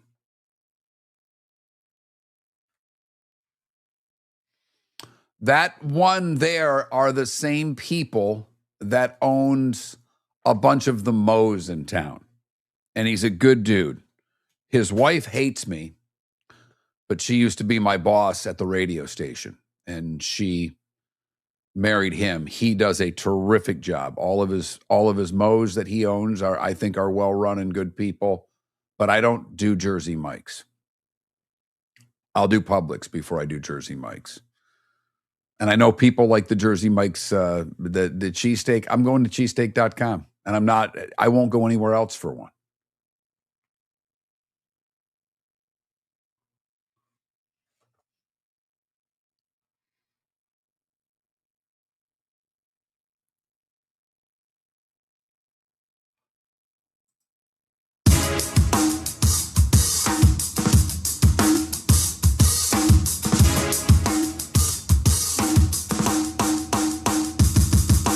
Welcome back to Miller and Moulton. Text the guys what's in your mind at 21,000. That's 21000.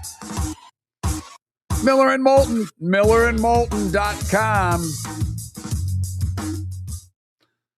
Thanks for joining me this morning. Tomorrow, Pat Kerwin on the show. And we'll talk with David Behrman about some gambling. All right, a quick update here on the Cuban sandwich. It was asked in the chat room, and I know my Tampa audience is well aware of this. I don't know if you are in Jacksonville and those online and catching it on the podcast. The only difference really between a Tampa Cuban and basically the Cuban you all know, your roast pork, your ham, your cheese, your mustard, your pickles. Okay, that's on both. The Tampa adds the Genoa salami. That's the Tampa Cuban. The Cuban was actually invented in Tampa. So that's just the difference between the two. And here, like, the world only knows the Miami Cuban. The Tampa Cubans just kind of got left in Tampa. So to me, that's a bigger rivalry than Panthers Lightning, because that's only a couple of years old. This sandwich thing, I mean, this goes back a century at least. So there you have it. A couple of things we were talking about during the break that I wanted to bring up, specifically with the Miami Hurricanes, because we've knocked schedules of teams this year and we've praised others. And I've given Notre Dame's schedule a hard time, and I don't blame them. I mean, USC dropped them, but the Notre Dame schedule has 3 games on it to me. I don't include Navy. If Navy's one of your tough games, isn't that kind of on you? But SMU, BYU, and Miami for the Canes. That's their schedule. That's it. They're going to be double-digit favorites in every other game they play. They are. But Miami, hell, I could argue they're going to be double-digits favorites in every game they play, but probably 2, and maybe they'll be in Notre Dame will be some sort of a pick'em. Notre Dame could be favored by 2 or 3, depending how things go. That game's going to be within a field goal, I believe. But Miami, the only other game that I look at the schedule that is a tough game for Miami's at Clemson. And when people start talking about Miami going undefeated, of course, I mean, if they beat Notre Dame, they should go undefeated. But do you remember when Clemsoning was a thing? Shouldn't that really be named Miami? I mean, last year, Louisville and SMU, they were a 10-point favorite against SMU. They lost in overtime. They were a 13-point favorite over Louisville. They lost that game by 3. The year before, they were an 11-point favorite against Syracuse. They lost by 11. They were a 9-point favorite against Georgia Tech and lost that game. The year prior wasn't a very good year. They had 6 losses, but they did lose to NC State when they were favored by 6, and they lost to Georgia Tech when they were favored by 20. I won't dig any deeper, but you can. Help me out. 21,000 text line. Who's the team that's lost more games that they were supposed to win than the Miami Hurricanes? And I love the Hurricanes. I really do. Of the 3 Florida teams, I'm more of a Hurricane fan than I am a Gator or a Nole. I like college football when they're all great. But Miami has found a way to lose games that they are supposed to win. And until I see that not happen, it's even in this ACC where they are head and shoulders above the rest of the conference. They are. SMU, nice team. Louisville, nice team. Clemson, we'll see. But they're head and shoulders above these teams. And Clemson's the only one they play. They don't have SMU and Louisville on the schedule. So, Miami, okay. We shall see.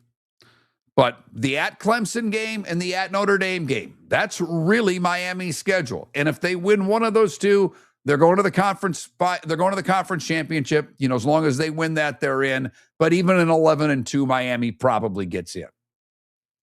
So we shouldn't have to worry about the Canes this year. But we've said it before. And my son joined me for a couple of hours this morning, and he had like 5 big questions about Florida teams. And his Miami question is the right one. Can they overcome the losses that they had to the offensive and defensive line? I think that they can. I do believe that they can. I think Mario's done a great job of recruiting there. I think they have depth there. But maybe the question, we've been trying to get Miami back forever. And I think they're rated in the top 10 about right. They're 7. You've got Ohio State, Oregon, 1 and 2, Georgia 3, Notre Dame 4, Texas 5, Indiana 6, then Miami. I think that's about right. I do. I think obviously by the time they play Notre Dame, they should both be undefeated. I mean, there is the oddball chance. First off, it should be a top 5 game at bare minimum. But there is the oddball chance that because Ohio State plays Texas early, I think Utah plays USC before that on the road, there is the possibility, and Georgia's schedule is good, not great. I don't think they have an overly tough SEC schedule this year, but it's the SEC, and it's very competitive.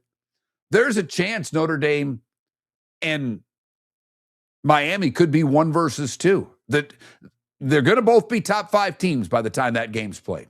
I do believe that. So the Canes' offensive line by Phil Steele not ranked as high as it was in past years. Obviously, 2 tackles going to the league makes a big difference. In fact, I think it's rated in the 30s as far as, best when he ranks all the top individual units in football, that their offensive line is right now heading into the season ranked 39th. But I do think there's more talent there than that. The defensive line, he thinks they pick up right where they lose 2 defensive ends in the first round of the draft, and he still has them as the 6th best line. So Miami, obviously, loaded again. They've done well in the portal. He's done well recruiting, but win the games you're supposed to win. I could argue Clemson needs to become Miami. And I know they went to the final game last year, but think about what it took for just them. Think of the argument, how close they were to being left out of the tournament last year. Notre Dame was ahead of them until the end, and it took every bit of argument over the head-to-head finally to get them in the playoff. And they proved themselves worthy by getting to the final and then losing to Indiana. But I love Fletcher. I love Tony. I think this quarterback's going to be really good by everything I'm seeing. Offensive line, fortunately for the Canes with this schedule, they get a lot of time to work through to work out the problems on both lines. So when you look at Miami, they have the time to make this team right in the areas that they might be a little bit deficient from a year ago. That's when we talk about the Gators, that's why we lean so hard on the Auburn game for the Gators, because they have their 2 cupcakes, but then it's Auburn on the road. And that's a huge game for both programs. And think about it. The Auburn guys, they're all these South Florida guys. They beat Florida last year. Golish beat Florida last year. He sure as hell ain't scared of playing Florida, and he'll have that team ready for that game. It's really Florida that I think that game will probably be within 3 points. Auburn might be favored at home, but Miami gets the luxury of settling into a season. Florida State, Alabama, and SMU in their first 4 games. The Gators, Auburn, their 3rd game of the season. So the schedule of luxury for the Hurricanes, not so much for the other 2 schools in Florida. Miller and Moulton. Today was the day when, the good, the bad, and the ugly, and what's on tap. That's how we finish the show. Full day in baseball today. We'll get to all of that. Coming up tomorrow, Pat Kerwin, David Behrman to talk some football. Plus, we'll figure out a Commander's guest. Thanks for listening, Miller and Moulton. If you're a business who targets men, please know there is no better and more economical way to reach your target audience than us at Miller and Moulton. So let us help you make money.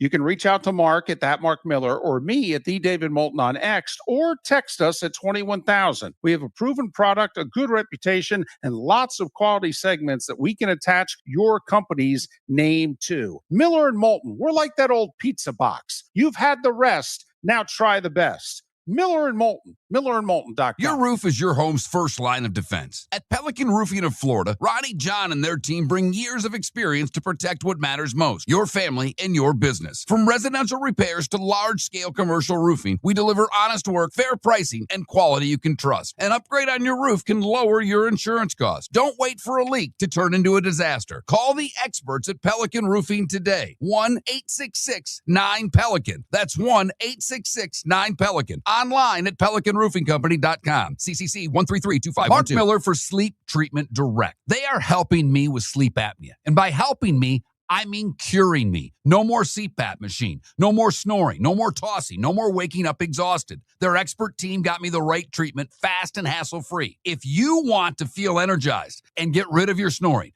call Sleep Treatment Direct today. 444-1741. That's 239-444-1741. Sleep Treatment Direct. Sleep safe and sound. The Cape Coral Police Department is growing, and they want you to be a part of it. They're hiring new officers. Starting pay is between $74,000 and $90,000, depending on your experience. And with a $10,000 hiring bonus, you could be making $100,000. Enjoy paid holidays, off-duty details, plenty of OT opportunities. They're also hiring dispatchers and professional staff. So go to capecops.com. capecops.com. Be brave, be best, be Cape. This is Miller and Moulton. And Mr. Spivey, you're not wrong, but the point I'm making about Miami is they're losing to bad teams when they're double-digit favorites. It's one thing to lose to Oregon or Michigan, and they lost to Indiana in the championship. I mean, that to me isn't the same thing. And Tim, I don't know about, I think creature's a habit more than lazy, to your point. And it depends on where you're from, too. I mean, and I guess it's not really true because David's a fast food guy, and that's all they ever did. My dad hated fast food, hated it. The only place he ever liked was Wendy's because they wouldn't screw up his order because he got mustard only on his hamburgers, and you couldn't do that at McDonald's. And I don't know why he didn't like Burger King. I have no idea. But we always went to the family places. But we had them, in the North and in some places in the Midwest. It was the not only the mom and pops, but the diners and places like that. I mean, I can still tell you right now, if I wanted a sub in Saginaw, Michigan, I'd go to Intermission Deli. End of story. I wouldn't go to Publix. But down here, I'm trying. I mean, you mentioned places in the Cape. I'm allergic to Cape Coral, so I wouldn't know where those places are. I'll take a Mario's sub. I'll go to Uncle Rico's or Little Sicily for a meatball or a chicken parm if I want to do the Italian thing. I said that wrong on purpose, everybody.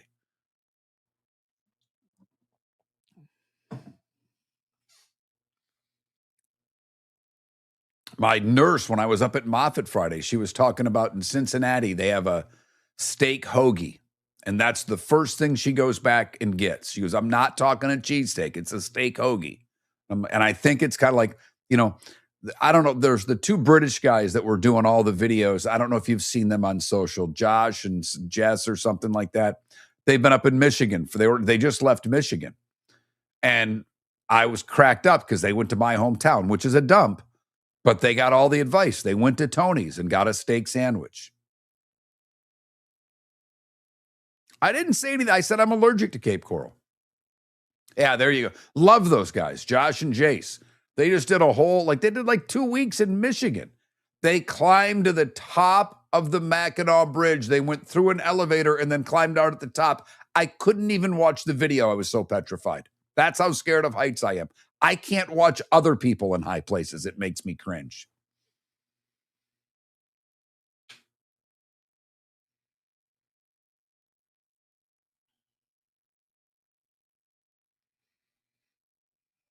Ooh, I could do a hot dog today. It is hot dog day. I just realized that. If I vote quickly, there could be a dog in my future before 10:30. Uncle Rico's is solid. Little Sicily's solid. And even this McGregor pizza that's in the park, as long as you order it extra done, and like today, 2-item medium for $12.99.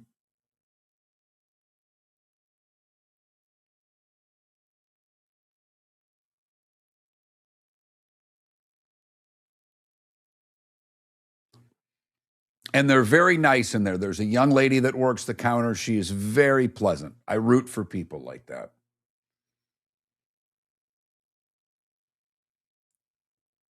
That little strip mall is filling up with restaurants. You got the Haney's there, or not? Yeah. You got Haney's. You've got the Indian place. Now you've got a Guatemalan place. I've got to try the tamales.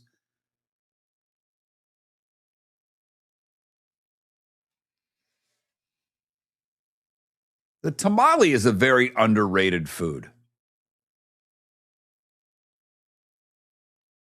It's my food stand for today. I think the tamale, we skip right by it. We go tacos, we go burritos, we go fajitas. What about the tamale? I think the tamale does not get its just due. That's me.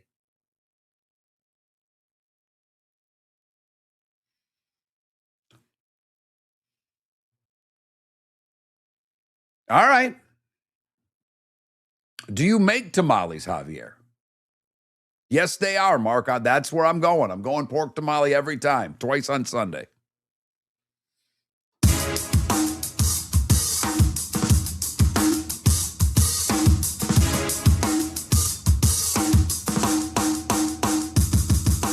Welcome back to Miller and Moulton. Text the guys what's in your mind at 21,000. That's 21000. That commercial break did not help me at all. That hurt because we talked food the entire time. And I'm going to make the statement I said towards the end of that break on air. The tamale is an extremely underrated food. The tamale does not get its due. You don't see the tamale. Everybody's got a taco. Places do burritos. They do fajitas. Where do you see a good tamale? Just saying. I think the tamale's underrated. And you order them like by the dozen. Any food that you order by the dozen should get a little more credit than it gets. So I'm just saying, for what it's worth, tamales, underrated. It's that time again, nearing the end, but not quite there yet. Here's Mark Miller with Today Was the Day When. All right, a lot to get to today. Today in 1920, 24-year-old state rep Harry Byrne cast the deciding vote in Tennessee's and then thus America's ratification of the 19th Amendment, allowing women to vote. He did it after reading a letter from his mother. Mom knows best. Today in 1922 at Oakmont, 20-year-old U.S. champion wins his second major. Gene Sorensen wins the PGA. That's when it was match play, 4-3 in the final. 4-3. Hound Dog and Don't Be Cruel reached number 1 on the charts. I guess it was the flip side. Staying for 11 weeks. It was a record at the time for a single release today in 56. Tony Conigliaro from the Red Sox is beaned by Jack Hamilton today in 1967. His injuries include a fractured cheekbone, a dislocated jaw, and eye damage. He doesn't return for a year and a half. Those injuries lead to improvements in batting helmets. Today in 69, Hendrix closes out Woodstock with an early morning performance of Hey Joe and his rendition of the Star-Spangled Banner. 1983, the Royals finish their game with the Yankees. It's the end of the Pine Tar game. It takes 12 minutes. Hal McRae strikes out, Dan Quisenberry retires the Yankees in order, and the Royals defeat the Yanks 5-4. 1986, right before I started my senior year in high school. This was big. I didn't love it, but I can't deny just how monstrous it was. Bon Jovi releases Slippery When Wet, top-selling album of 87, and kind of ruled the music world for the next year. A year later, Aerosmith released Permanent Vacation. First album when they were sober, and I know they've, gone back and forth, but this had Dude Looks Like a Lady and Angel. Big comeback for the band where they had not done much. Today in 92, Larry Bird retires. 2002 at Hazeltine, you remember Rich Beam?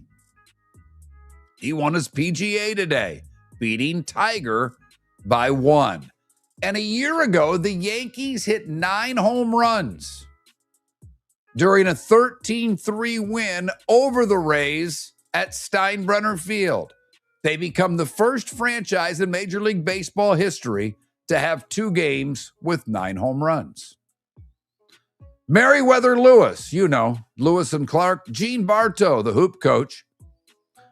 Roberto Clemente, Bartow coached Memphis for what it's worth, among others. Roberto Clemente, Robert Redford, Martin Mull, Patrick Swayze, and Malcolm Jamar Warner would have all celebrated birthdays today. Roman Polanski is 93. How is Malcolm Jamal Warner dead and Roman Polanski still alive? Dennis Leary's 69. Christian Slater is 57. I'm a big fan of Heathers. Ed Norton, also 57. Jeremy Shockey, speaking of great Canes, 46. Golfer Cam Smith, 33. And young Tiger, Kevin McConaughey, is just 22 years old today. Time to see life a little bit differently. Here's Mark Miller with the good, the bad, and the ugly. What you got, Mark? Did it again today. Got to find the story. I'll do it quickly.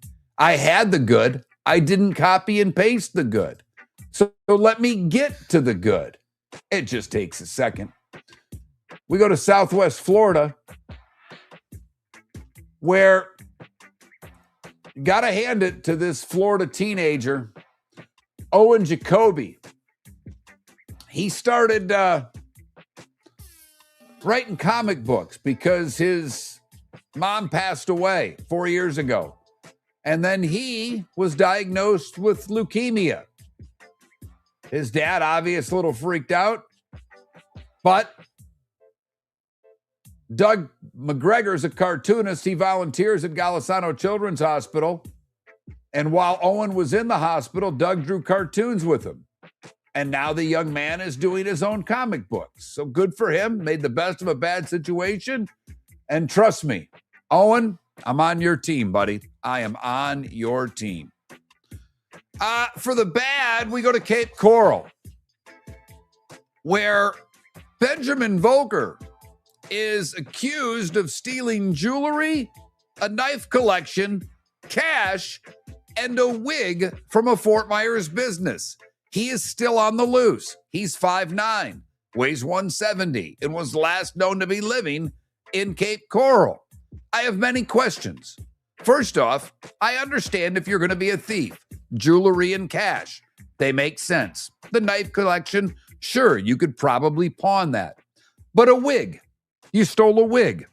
Shouldn't you have gotten the wig before you broke into the business? Seems like you're doing this the wrong way, Ben. And the odds are the Cape Coral police are going to track you down. Finally, the ugly. We go to Shreveport, Louisiana, where dumb criminals are still alive. One of them is 18-year-old John Jordan. Apparently, he went into the Circle K in Shreveport, picked up some donuts, some honey buns, a pound cake, and a fountain drink. And then he left the store. It's a good run through the bakery aisle at a fast food place. Donuts, honey buns, and a pound cake. I might personally rank them. I would go donuts one. I would put them right in that order. Donuts, honey buns, pound cake. That's where I'd go. He left, and a store clerk reported a man selected several bakery items and walked out without paying. Officers searched the surrounding area but couldn't find the man. A short time later, that man, who matched the description of ripping off the Circle K, went right back to the same Circle K. That's where John Jordan was arrested, and during that time, they linked him to a recent burglary at the Elks Lodge where multiple items were stolen, and he was subsequently charged in connection with that burglary.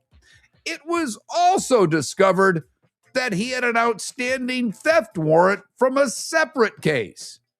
So the dumbass who took $20 worth of munchies has been booked into the Caddo Parish Correctional Center.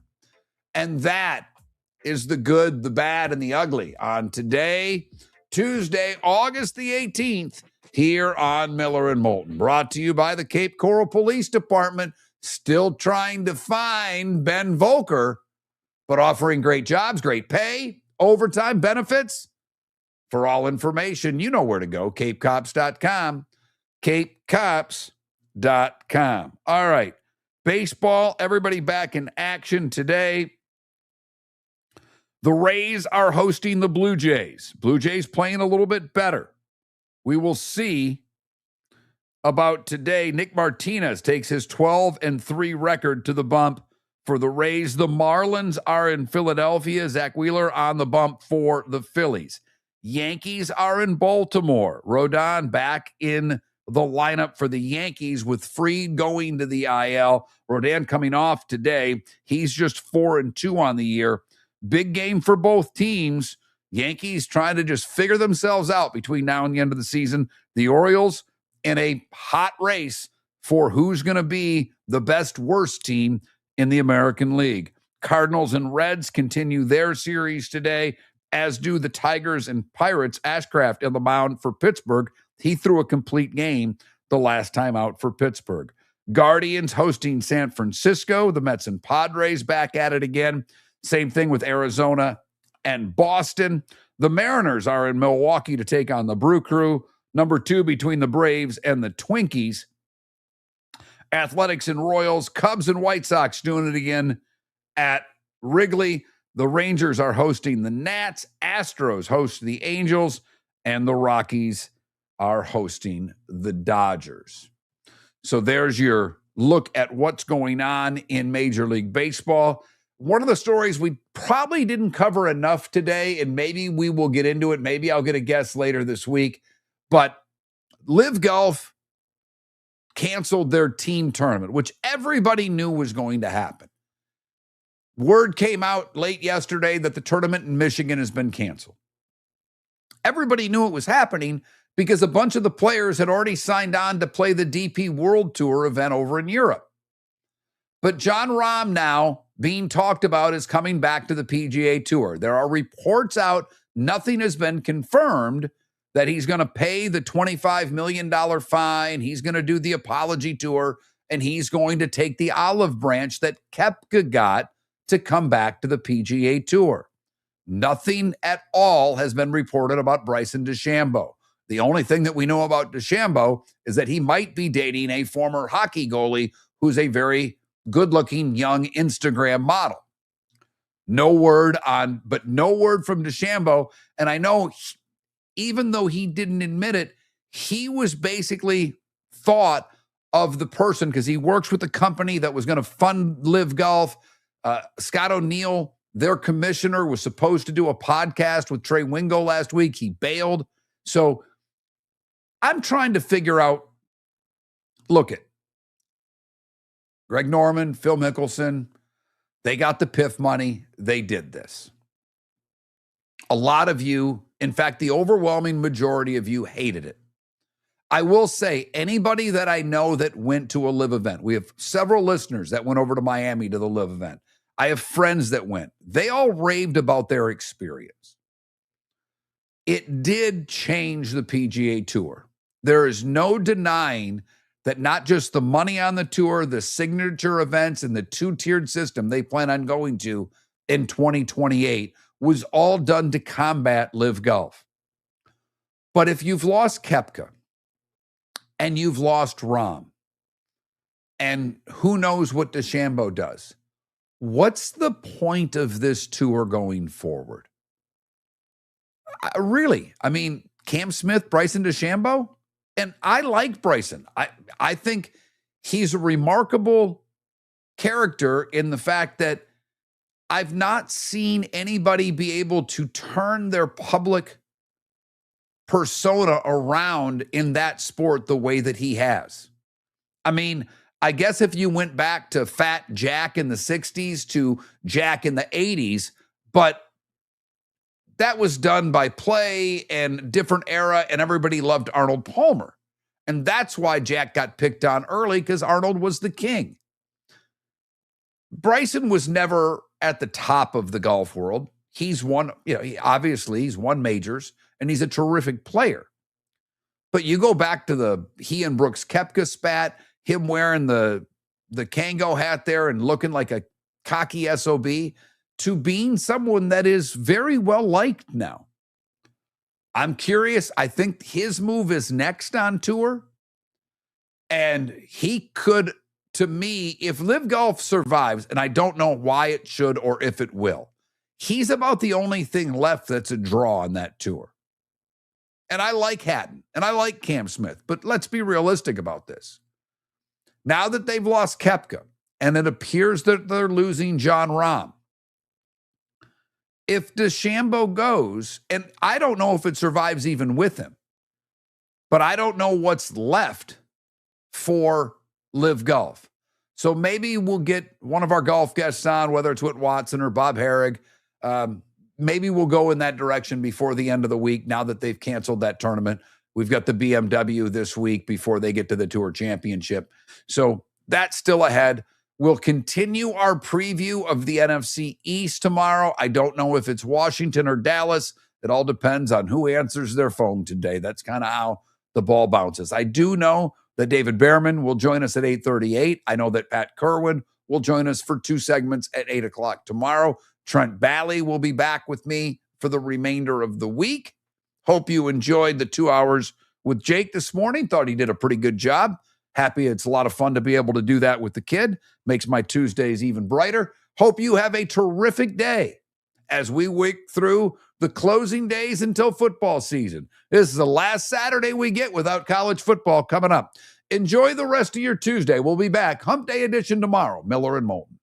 If you're a business who targets men, please know there is no better and more economical way to reach your target audience than us at Miller and Moulton. So let us help you make money. You can reach out to Mark at @MarkMiller or me at @DavidMoulton on X, or text us at 21,000. We have a proven product, a good reputation, and lots of quality segments that we can attach your company's name to. Miller and Moulton, we're like that old pizza box. You've had the rest. Now try the best. Miller and Moulton. MillerandMoulton.com. Your roof is your home's first line of defense. At Pelican Roofing of Florida, Ronnie, John, and their team bring years of experience to protect what matters most, your family and your business. From residential repairs to large-scale commercial roofing, we deliver honest work, fair pricing, and quality you can trust. An upgrade on your roof can lower your insurance costs. Don't wait for a leak to turn into a disaster. Call the experts at Pelican Roofing today. 1-866-9-PELICAN. That's 1-866-9-PELICAN. Online at PelicanRoofingCompany.com. CCC 1332512. The Floormeisters just doesn't sell Cortec and carpet. They also sell a lot of wood. And what better time than now to stop in and see the nice folks at Floormeisters for some new hardwood for your home. With white oak wood starting at $4.99 a square foot, that makes it affordable for everyone. With 10 colors to choose from, they have a color for everyone. So stop in. 6281 Naples Boulevard, right next to Costco, or go to the web. It's floormeisters.com. Floormeisters.com. Floormeisters, just keeping it real. Mark Miller for Sleep Treatment Direct. They are helping me with sleep apnea. And by helping me, I mean curing me. No more CPAP machine. No more snoring. No more tossing. No more waking up exhausted. Their expert team got me the right treatment fast and hassle-free. If you want to feel energized and get rid of your snoring, call Sleep Treatment Direct today. 444-1741. That's 239-444-1741. Sleep Treatment Direct. Sleep safe and sound. Cape Coral Police Department is growing, and they want you to be a part of it. They're hiring new officers. Starting pay is between $74,000 and $90,000, depending on your experience. And with a $10,000 hiring bonus, you could be making $100,000. Enjoy paid holidays, off-duty details, plenty of OT opportunities. They're also hiring dispatchers and professional staff. So go to CapeCops.com. CapeCops.com. Be brave, be best. Be Cape. Buying or selling a home? Put a local expert to work for you. I'm Mark Miller with McWilliams Buckley, and I believe real estate is about more than transactions. It's about helping people make the right move. From pricing your home to negotiating the best deal, I'll be with you every step of the way. Call or text me today, 239-425-5582. That's 239-425-5582. Experience, local knowledge, and a personal difference. That's what I'll bring to the table. This is Miller and Moulton. Thanks all. Have a great day.